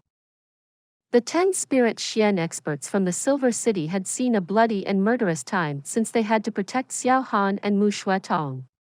Those two were lightly injured. However, these people had managed to break the siege and had escaped. None of them had died. Their injuries weren't that serious. They were merely weary. As for the Shui Han manor, 2 out of their 3 spirit Xian experts were dead. The third one had escaped by chance. However, he somehow mutilated himself, and his Xian cultivation would see an extraordinary drop despite a long road to recovery. His mind had been thrown into a state of delusion. And the remaining 700 experts below to the spirit Xian level were dead. Even their dozen or so sky Xian experts were no exception. A very few men from the other powerful families had escaped with luck. The rest of the army had been tied up as well. However, the group that had suffered the least casualties was the one that had stayed under Jun Wuyi's leadership. He had over 300 men under his command. Around 90 to 100 of them had died. But around 200 of them had managed to live. In fact, Bailey Luo Yun, the Jade Xian expert, had survived unhurt. Everyone was tired. Therefore, Dongfang Wenqing and the others knelt on their swords and took deep breaths as they gasped for air. The Xian beasts they had faced hadn't had it easy either. They also put out their tongues, wagged their tails, and panted. Even putting on a show required tremendous energy. The first round of the battle was over. And it had ended in Tian Fa's victory. Jun Wuyi frowned. He didn't feel the elation of a new life even though he had narrowly escaped his certain death. Nor did he feel the happiness of surviving this besiege of the beasts, or the joy of escaping unhurt. He looked away from the golden tiger that stood in front of him, and focused his attention on the hilltop with a worried expression on his face. Jun Moxie's name had shaken the very skies a moment ago. So, he had obviously heard it as well. And it was for that reason that he looked anxious. Please subscribe to this channel so that we are more enthusiastic in providing the best video for you. Chapter 359. I will curse you till you die of excessive rage. Superiority and talent may not always be a good thing. Such things can even bring upon disaster and doom upon the host of such talents. And one wouldn't have to go too far to seek an example. Bailey Luo Yun was exceptionally talented. But he wouldn't have attracted the envy of his entire family if it wasn't for his superior inborn talents. He could have brought them a lot of fame and glory in the future if they had looked past it. However, they only wanted to get rid of him. And as soon as possible at that. The wind can destroy any elegant tree. Jun Wuyi knew that his nephew was even smarter and more talented than Bailey Luo Yun. He knew that Jun Moxie's future accomplishments would be amazing. But that was also a cause for worry for him. Anyone who'd find out about Jun Moxie's talents would obviously try to nip that potential threat in the bud if they had any misgivings about the course of Jun Moxie's future accomplishments. Wasn't that riot from the past created for this reason alone? On the hilltop. This battle is decided in Tian Fa's victory. Lei Baoyu eloquently announced the result of the battle since he was the witness. The outcome of the fight was a fact, and every senior who stood there had seen it. Wait, a voice called out in anger. Then, it continued resolutely. We still have military strength on the battlefield. Not all of our men have died yet.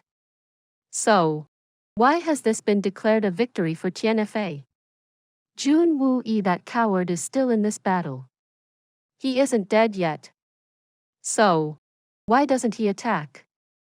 Everyone present unanimously despised the idiot who had opened his mouth to speak that idiocy. In fact, that description was too nice for him. The person who had spoken this was obviously a perfect combination of mental retardation and brainlessness. The human army was scattered, and each group was fighting alone. And how many casualties had they managed to inflict on the Xian beasts? Especially when one eliminates the few inflicted by some spirit and sky Xian experts. 80 or 90 put together. The remaining Xian beats were more than enough to take care of the human survivors. The allied human forces were anyway left with less than 300 men if one didn't count the injured and the dead. So, wouldn't they lose for sure if they fought any further? Shouldn't they admit defeat now? Even the thick-skinned could see this. Everyone turned their heads to see a blood-stained face with a wolf-like expression on it. A fierce light shone in the eyes of this person as he looked at Jun Xie. That man was Xiao Han. And his meaning was clear. It wasn't a defeat till Jun Xie and his men had died. He wouldn't be reconciled to that fact until his rival was dead. Everyone had understood the intentions of his heart. Wasn't it obvious that he wanted to see Jun Xie's death? Everyone knew of the event of the past. They understood that this man's jealousy soared to the heavens. He had foolishly opened his mouth to express his jealousy. And his words were purely unreasonable and provocative. The first one to run away has made his return. Doesn't he resemble a dog that has come back wagging its tail?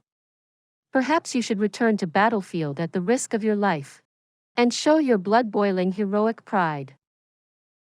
But doesn't it seem like the deserter is boasting that the battle hasn't ended? A cynical and lazy voice cut in. It was none other than the young Master Jun. The young man had opened his mouth to dish out a resolute derision. He was now stationed at a significant distance from Venerable Mei. He had been trampled on by her. So, his heart harbored a lingering fear of her.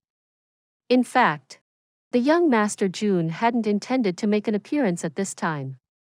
But he couldn't bear Xiao Han's shameless words. Moreover, he had understood that Venerable Mei wanted to beat him up, but they didn't intend to kill him.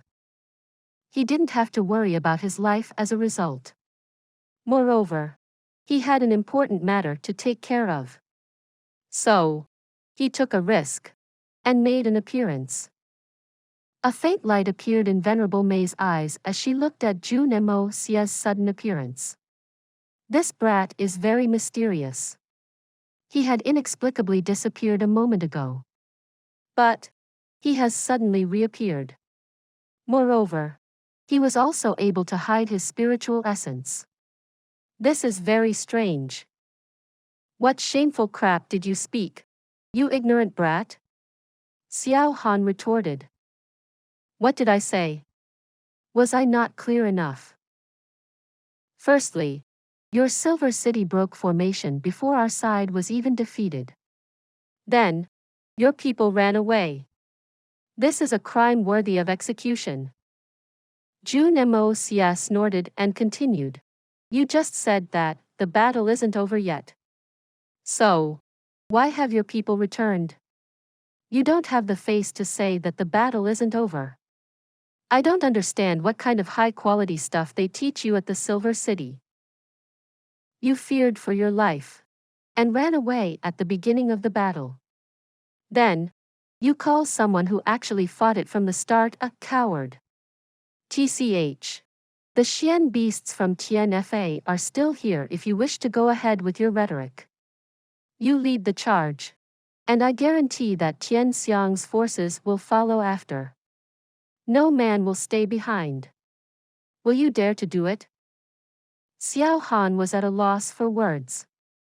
Wouldn't I be courting death if I go forth at this time?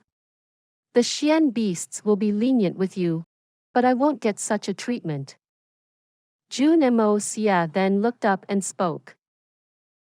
Fortunately, many elders of the Silver Blizzard City are here.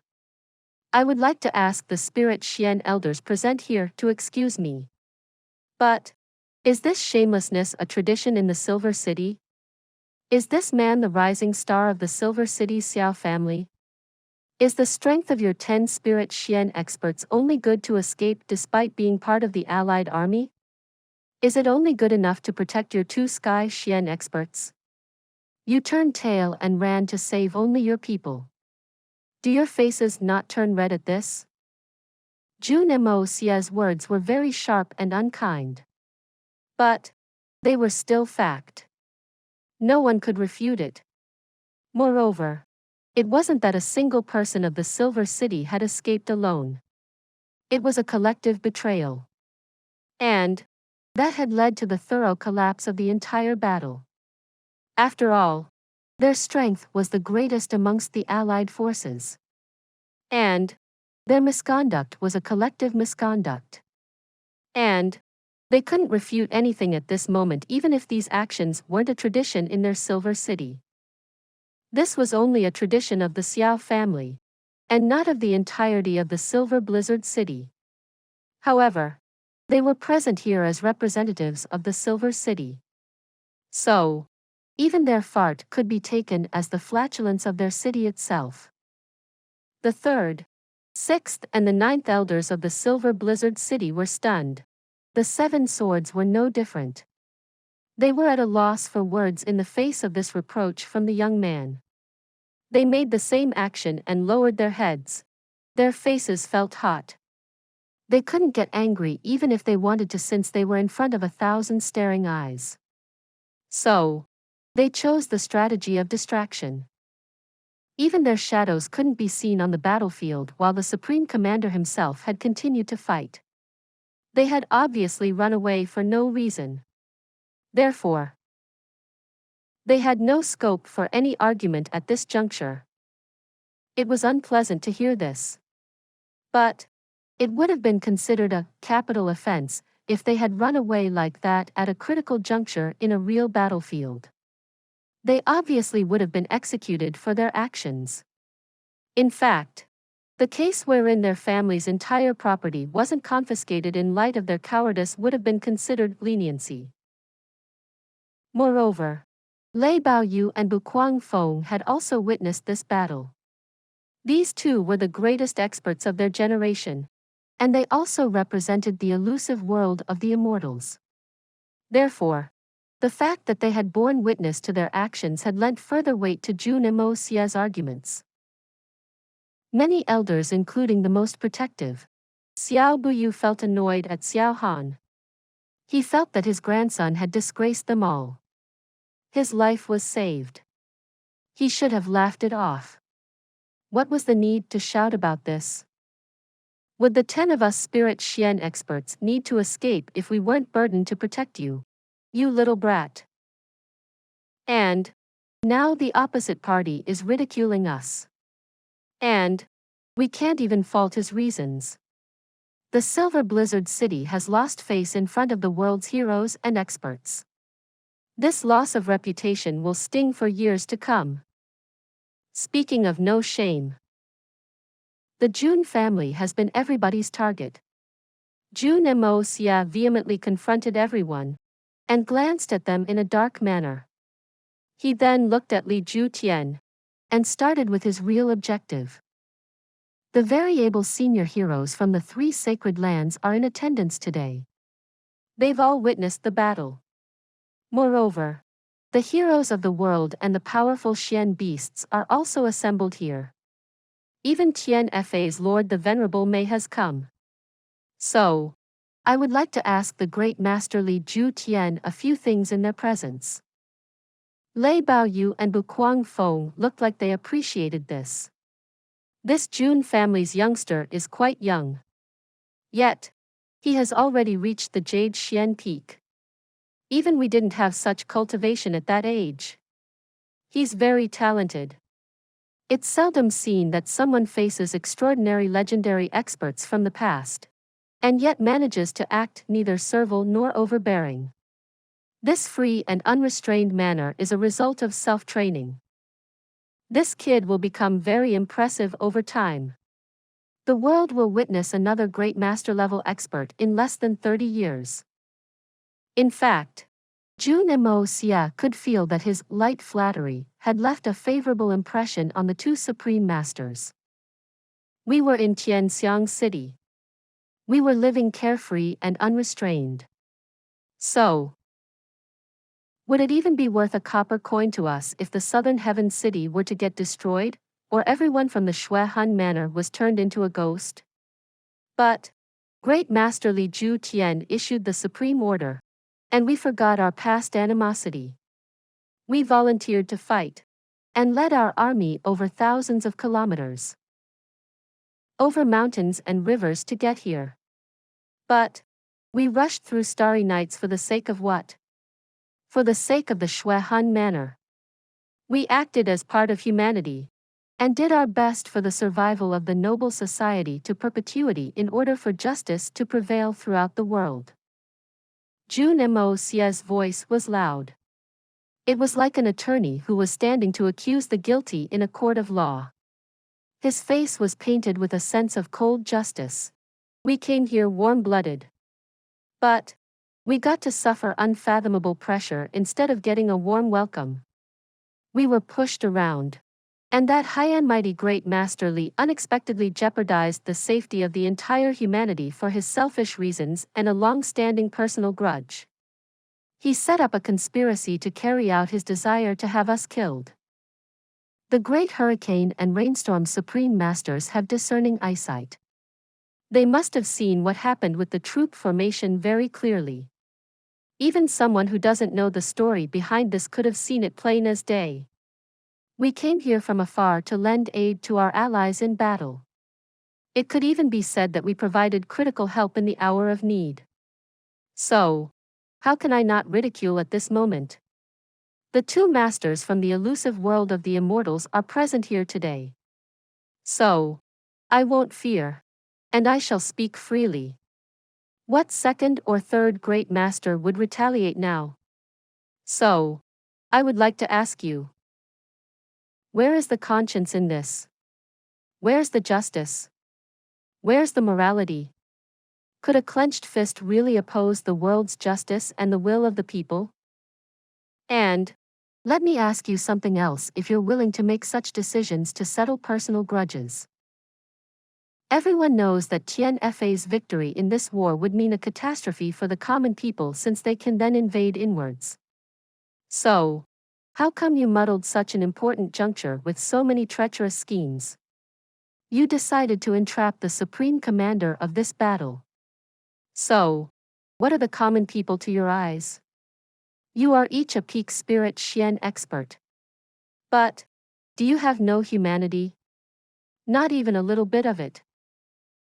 Could it be that there's nothing else on your minds except for your own selfish interests? Jun Moxie felt emotionally stirred as he continued to speak. He had planned to put on airs. But he had become indignant by the time he had reached this topic. Great Master Li, I will now be bold enough to ask you this. You don't care. You don't care that we have come to help you. And you are even willing to entrap us. So, why did you issue the supreme summons in the first place? Why didn't you lead the Shui Han manor against the Xian beasts alone if you have such a high level of guts? Why in the world did you act like an ostrich that tries to hide from the truth? Why don't you stake everything in it? Why don't you go forth and kill or be killed? Plain and simple. Wouldn't the whole world have sung praises of your strength, and called you a hero and a towering personality if you had done that? However, you didn't do it. You feared for your life. And you called for help the supreme summons. Did you do it because everyone on the continent knows that it can't be ignored? Bah! It's still a call for help. Understand?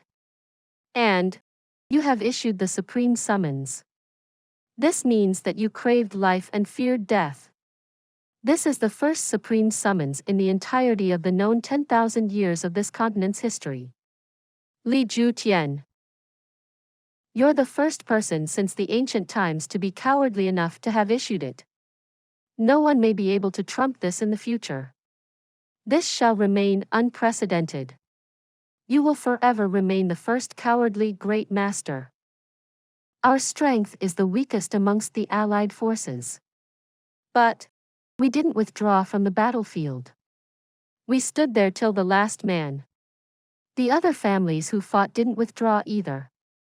Their blood has been spread across the land. But you tried to flee at the earliest. Your people are the reason for this conflict. And the people who had issued the supreme summons were also those from the Shui Han Manor and the Silver Blizzard City. And what's more, your people are the strongest.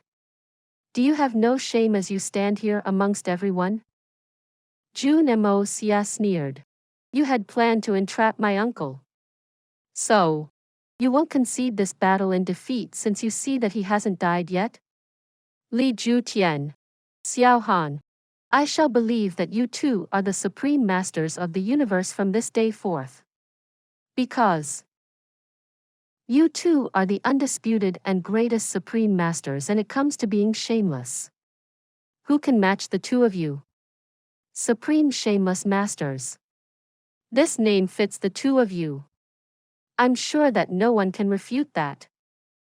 The people on whom Jun Moxie was raining curses turned deathly white. There were many whose hands weren't clean. And they had used this opportunity to set up that shameless scheme. However, the others had still only been swayed by the tide, and had followed the course of the events. Li Ju Tian had been caught by Venerable Mei a bit earlier. He was then repeatedly smacked on the face, and he hadn't been able to resist that beating to any extent. His reputation had already taken a bad hit thereof. Moreover, he was left seriously injured after Venerable Mei had finished with her moral lesson. However, he didn't have any face left to stand up. So, he merely stayed there, and remained lying on the ground. He might have had avoided the problem, and might have saved himself from this kind of an unnecessary humiliation during normal times if he hadn't received that beating. And he wouldn't have been shamed as much in that case. How could he not wish to retaliate? But his skill wasn't equal to that of the opposition. So, how could he retaliate? Li Ju Tian was still on the ground, and the people from the Shui Han Manor were looking after him. It was then when he heard Jun Moxie's lengthy and reproachful question. Each sentence referred to justice. Each word angled towards the essence of justice. However, the fact that made things difficult for him to digest was that Jun Moxie hadn't discussed several other aspects. He hadn't discussed why many Sky Xian and Earth Xian experts had died.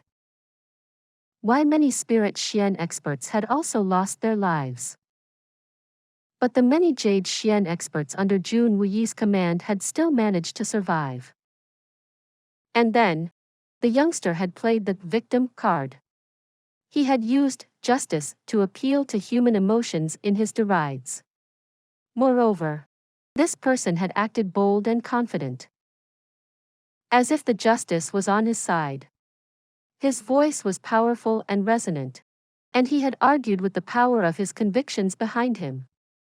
He derided the people, and he had shamed them. He shamed them so badly that they were even afraid to refute. So much so that everyone had started to feel sympathy for Jun Wuyi. But then, Li Ju Tian heard Jun Moxie snide. Li Ju Tian. Xiao Han. I shall believe that you two are the supreme masters of the universe from this day forth. Because you two are the undisputed and greatest supreme masters, and it comes to being shameless. Who can match the two of you? Supreme Shameless Masters. This name fits the two of you. I'm sure that no one can refute that. He couldn't digest this sentence. And It started to resonate in his abdomen and chest. He then quickly got up and turned his head to point at Jun Moxie. His fingers shook as he angrily retorted, "Ignorant brat!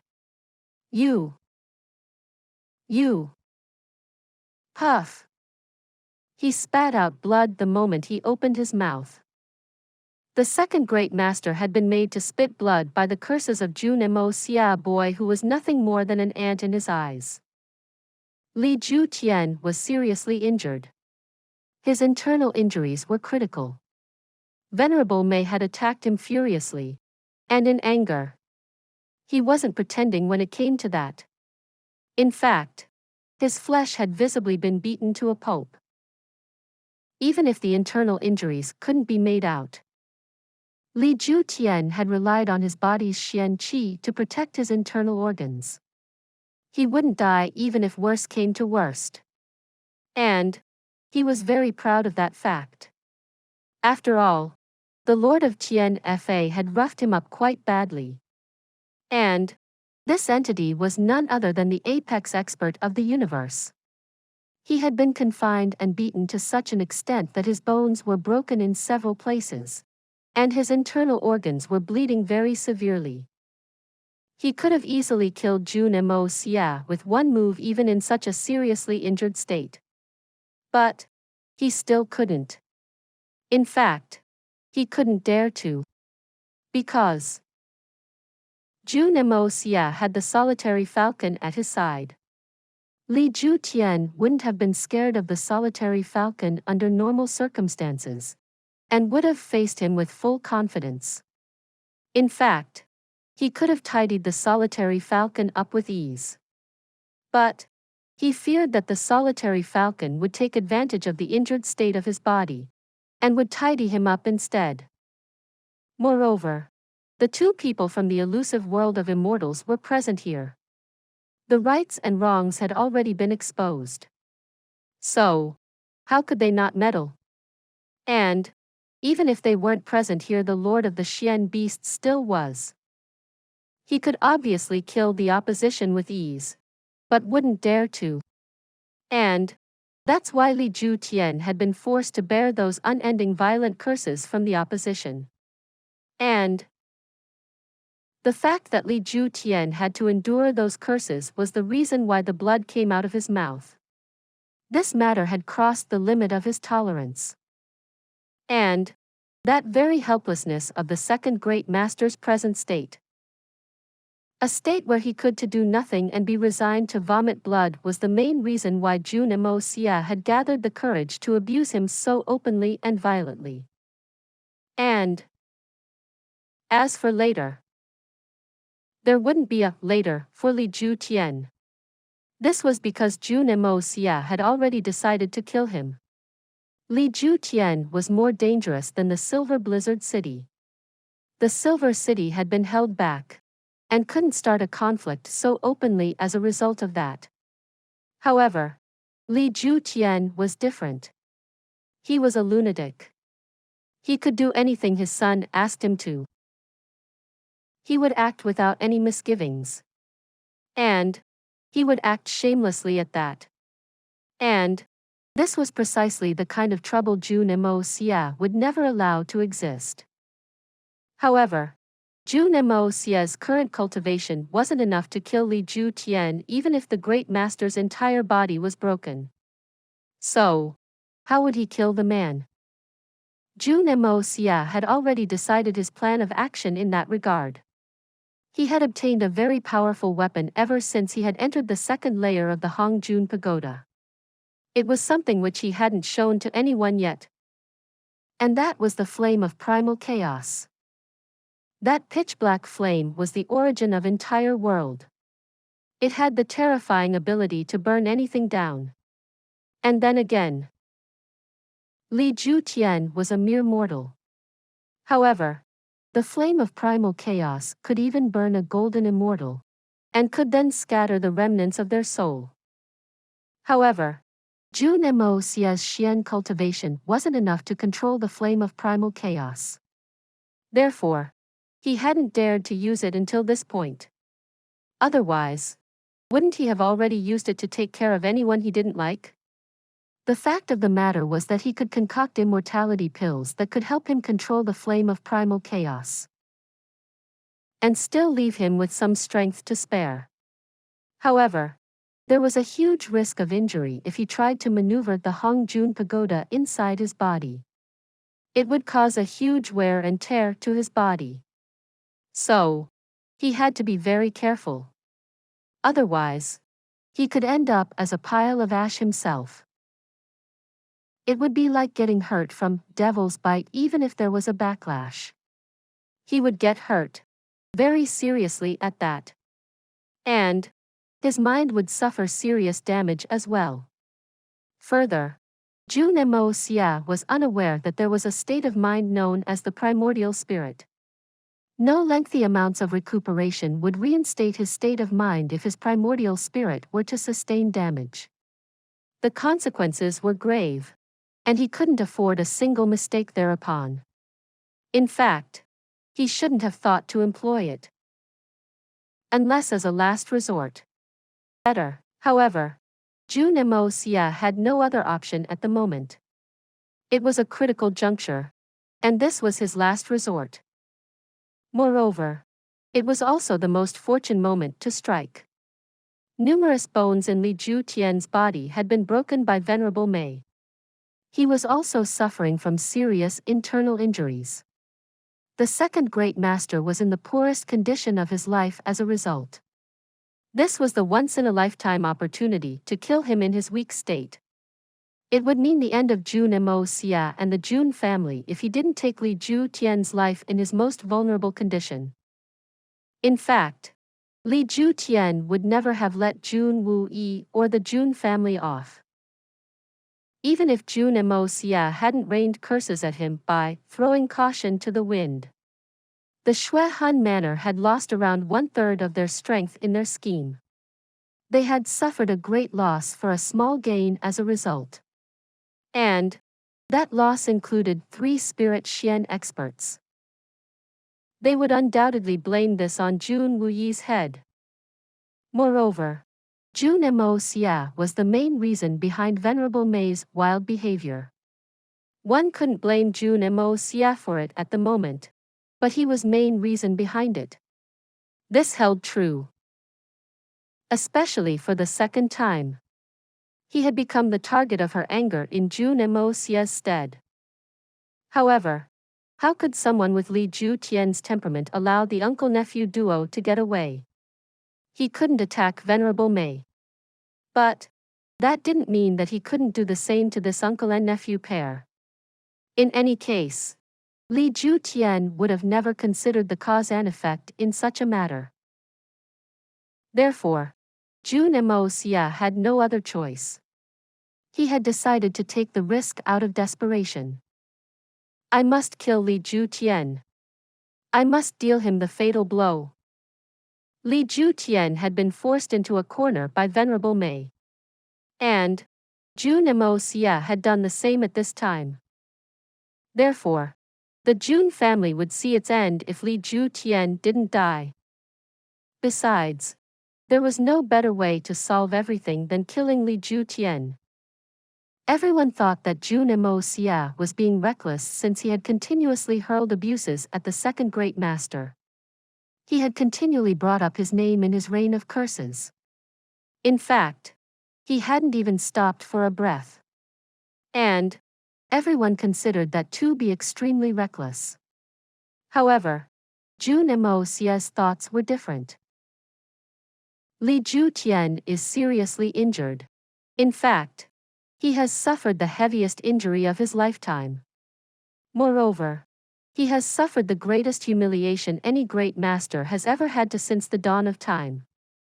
Therefore, his mental state would be highly incited. And he won't be able to control it. And his nature is anyway very vicious. And it's rather hard to control his mind. So, the harder I abuse him at this moment, the better. The more Li Ju Tian hears from me at this moment, the more irritated he will become. And that would result in an absolute loss of self-control on his part. The best case would obviously be if I can infuriate him to the point where he dies of excessive anger. In fact, his internal injuries will become more aggravated even if he doesn't die from excessive anger. And that will result in the most favorable prerequisite for a shot at success. Please subscribe to this channel so that we are more enthusiastic in providing the best video for you. Chapter 360. How can you be so shameless? Jun Moxie had expected that his rain of curses would be even more effective than Venerable Mei's punches if Li Ju Tian got to hear them properly. Li Ju Tian would lose control over his mind, and that would make his injuries worse.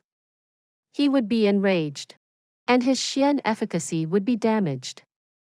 This would lead to his internal organs sustaining harm.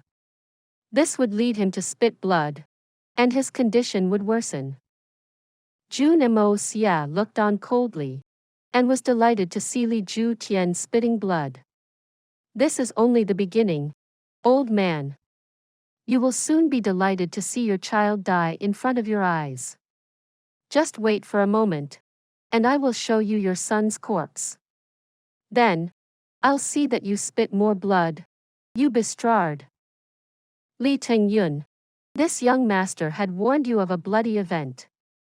I had told you that you wouldn't be able to avoid it even if you wanted to. You hadn't believed me, right? Just wait. This young master will show you proof. I've gotten a once-in-a-lifetime opportunity today. My name isn't Jun Moxie if I don't kill you.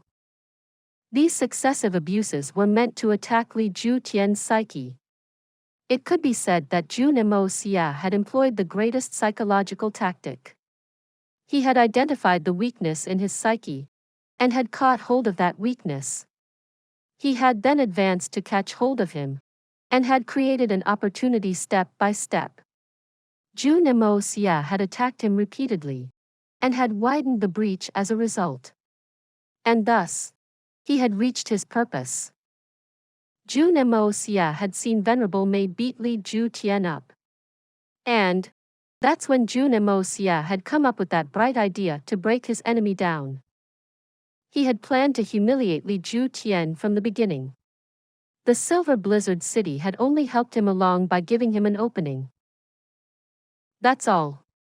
In fact, Jun Moxie would have found a reason to rain abuses at Li Ju Tian even if Xiao Han hadn't jumped in and spoken those stupid words. However, that idiot Xiao Han stating, "We aren't defeated till they're dead," gave Jun Moxie a better reason to start. A malicious thought had arisen in Jun Moxie's mind. I won't spare anyone who tries to entrap my Jun family. It doesn't matter who you are. It doesn't matter if you had been forced into it. It doesn't matter if you had some difficulties. You will face my wrath if you were involved, the wrath of the evil monarch. Ahem. This matter has ended in defeat, and it's not without reason. My brother and I sympathize with Supreme Commander Jun's bitter experience. And we are glad that he has been lucky today, and has survived unhurt. It's indeed a matter worth a celebration. Bu Guangfeng's temperament was somewhat straightforward. Moreover, he had been discontent from the very beginning with respect to what he had witnessed in this battle. However, he was mainly annoyed with Li Ju Tian and the Silver Blizzard City. This was because he had witnessed that a very tragic hero had come from afar to render aid to a person, but that person was too busy scheming to entrap this hero. But the hero had stuck with his beliefs and duty. In fact, he had gone ahead by deciding to fight and die without any regrets.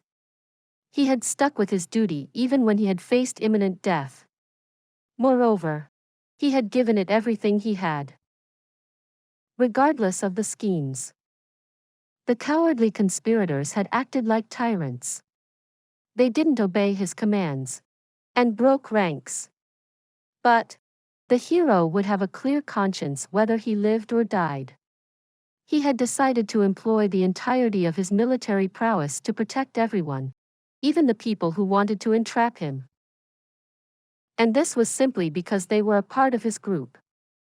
Anyone who had seen Jun Wuyi's formation of troops with a discerning eye could have guessed that the result would have been a loss.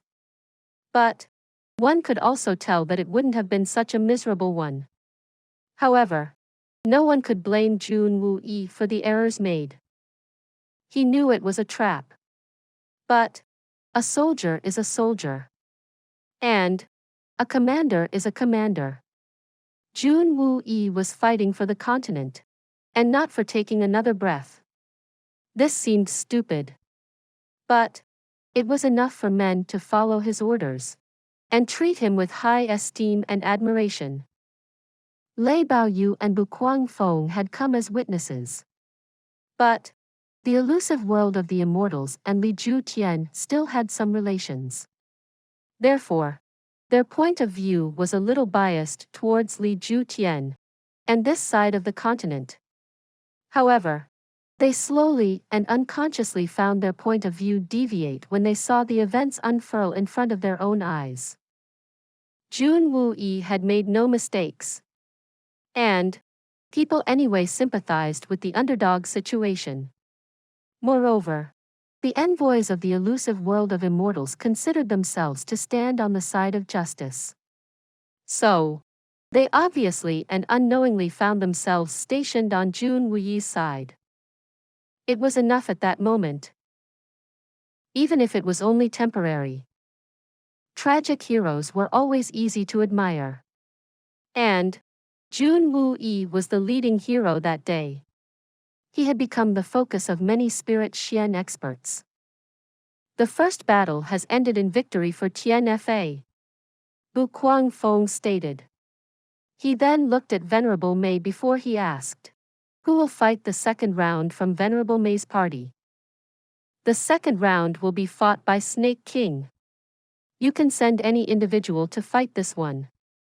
Regardless of victory or defeat in this round, I will fight the third round against all the senior experts present. I'm confident I will beat everyone." Venerable Mei snorted and stared at Jun Moxie as her robe swayed gently. That glare felt like piercing pins to Jun Moxie, and he suddenly felt a fit of pain on his face. Venerable Mei is indeed bold. Bu Guangfeng smiled and continued. This youngster is also very good. He hasn't opened his meridians with some special medicines. Nor has he had any spirit Xian expert pour qi into him. And yet, he's already at the Jade Xian peak despite his young age. It can be said that he's a rare and talented genius. The likes of which are born once in 1,000 years. Venerable Mei had approached close to him a few moments ago. Is it possible that you wish to take him as a disciple? He had used common sense. Jun Moxie's present condition was enough to determine that his skills would enhance by leaps and bounds once his spiritual energy underwent a qualitative transformation with the increase of levels. In fact, it would probably be ranked amongst the best in the continent. And something like this couldn't have stayed hidden from the eyes of a person who had enjoyed the status of a great master for hundreds of years. In fact, he too had wanted to accept the young master as a disciple at first. But Venerable Mei had acted first. Therefore, he had followed common sense, and had inferred that the Lord of Tian Fa's non-fatal non-injuring attack was merely a test. To take him as a disciple. Venerable Mei's eyes flashed around. She then smiled and replied, "Senior Bu is correct. Contrary to what one would expect. It is true. I had genuinely intended that. Why wouldn't I take him in as a disciple? I can mistreat this repulsive creature to my heart's content if he's my disciple. He will be tortured every day. He will be tortured every night. I will torture him anytime and anywhere." Venerable Mei felt quite happy as she looked at Jun Moxie. He. Congratulations, Venerable Mei. This is a good disciple. I'm sure that the society will see another great master over time. Bu Guangfeng had a sense of regret and envy in his voice. Venerable Maid, the apex expert, had decided to take this young boy a disciple. However, he couldn't help but think. That young master of the Jun family hasn't even cried and called out in gratitude to accept the privilege. That should have been a given in this case. Ah. This worth the congratulations. Venerable Maid played on the words heavily. So, I don't have to be occupied with for now. Venerable May let out a long and loud screech after she spoke that, and ordered for the troops to withdraw. But the troops who stood in confrontation were somewhat reluctant to part.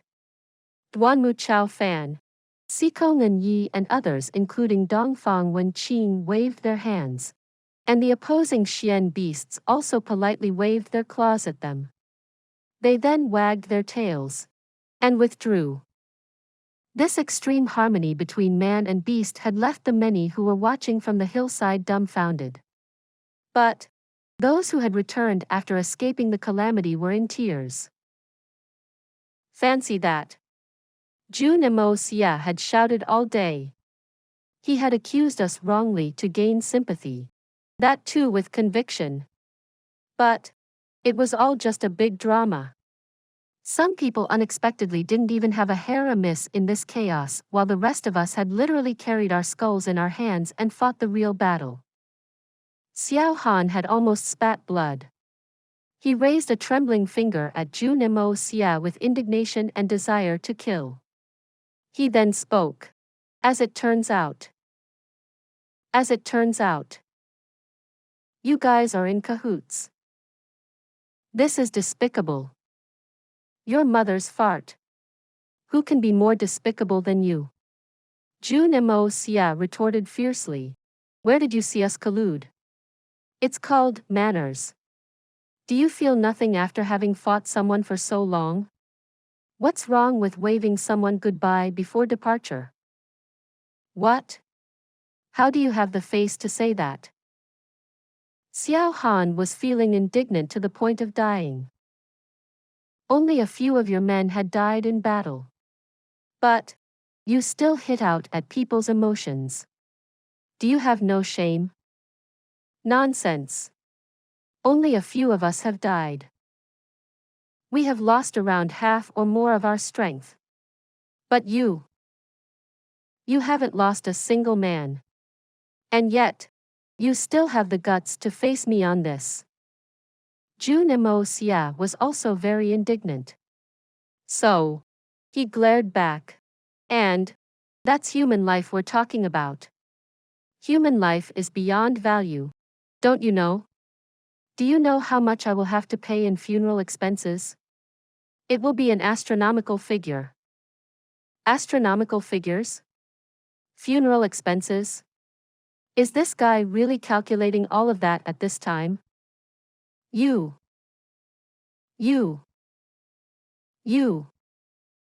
Xiao Han couldn't breathe. He was stuck at you for a long while. In fact, he had nearly fainted from excessive anger. You just know how to make bloody accusations. First, you covet your life and escape to save it. Then, you accuse us of being in cahoots with the enemy. Have you ever seen a man and a tiger collaborate? Why don't you try to collude with them and show me? Jun Moxie wasn't going to let it go. He stamped his foot and rained curses. Most people don't like this sort of a person. You don't have any achievements of your own. So, you're trying to diminish others' achievements. You. Why can't you bear the truth? How can you be so shameless? Xiao Han roared loudly with anger.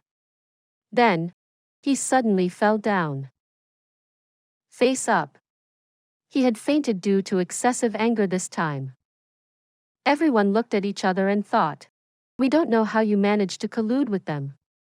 But One look at that last scene was enough to let everyone know that there's something very fishy going on. We haven't seen how you collaborated. But we have never seen Xian beasts and men fight each other for a half a day and then become friends instead of killing each other. Moreover, the sight of those Xian beasts waving their claws in farewell was the final proof. It was something which hasn't been seen for hundreds of thousands of years. I will cut my head. But I still won't believe that you didn't collude with them. Everyone very sensibly chose not to utter a word. Even if they all thought it. Did you hear what he said? He said that we should try to collude with them and see for ourselves. As if we can collude like that according to our wishes. Wouldn't we be treated like heavenly beings if we could do it? Colluding with those level 9 Xian beasts? Where's the collusion in that? Isn't it like sending food to them? They had just faced those Xian beasts. And they had spent a great deal of energy in doing that. The stomachs of these men had become deflated as a result. I haven't lived enough. I've just broken away from that encirclement and escaped before they tore me to shreds.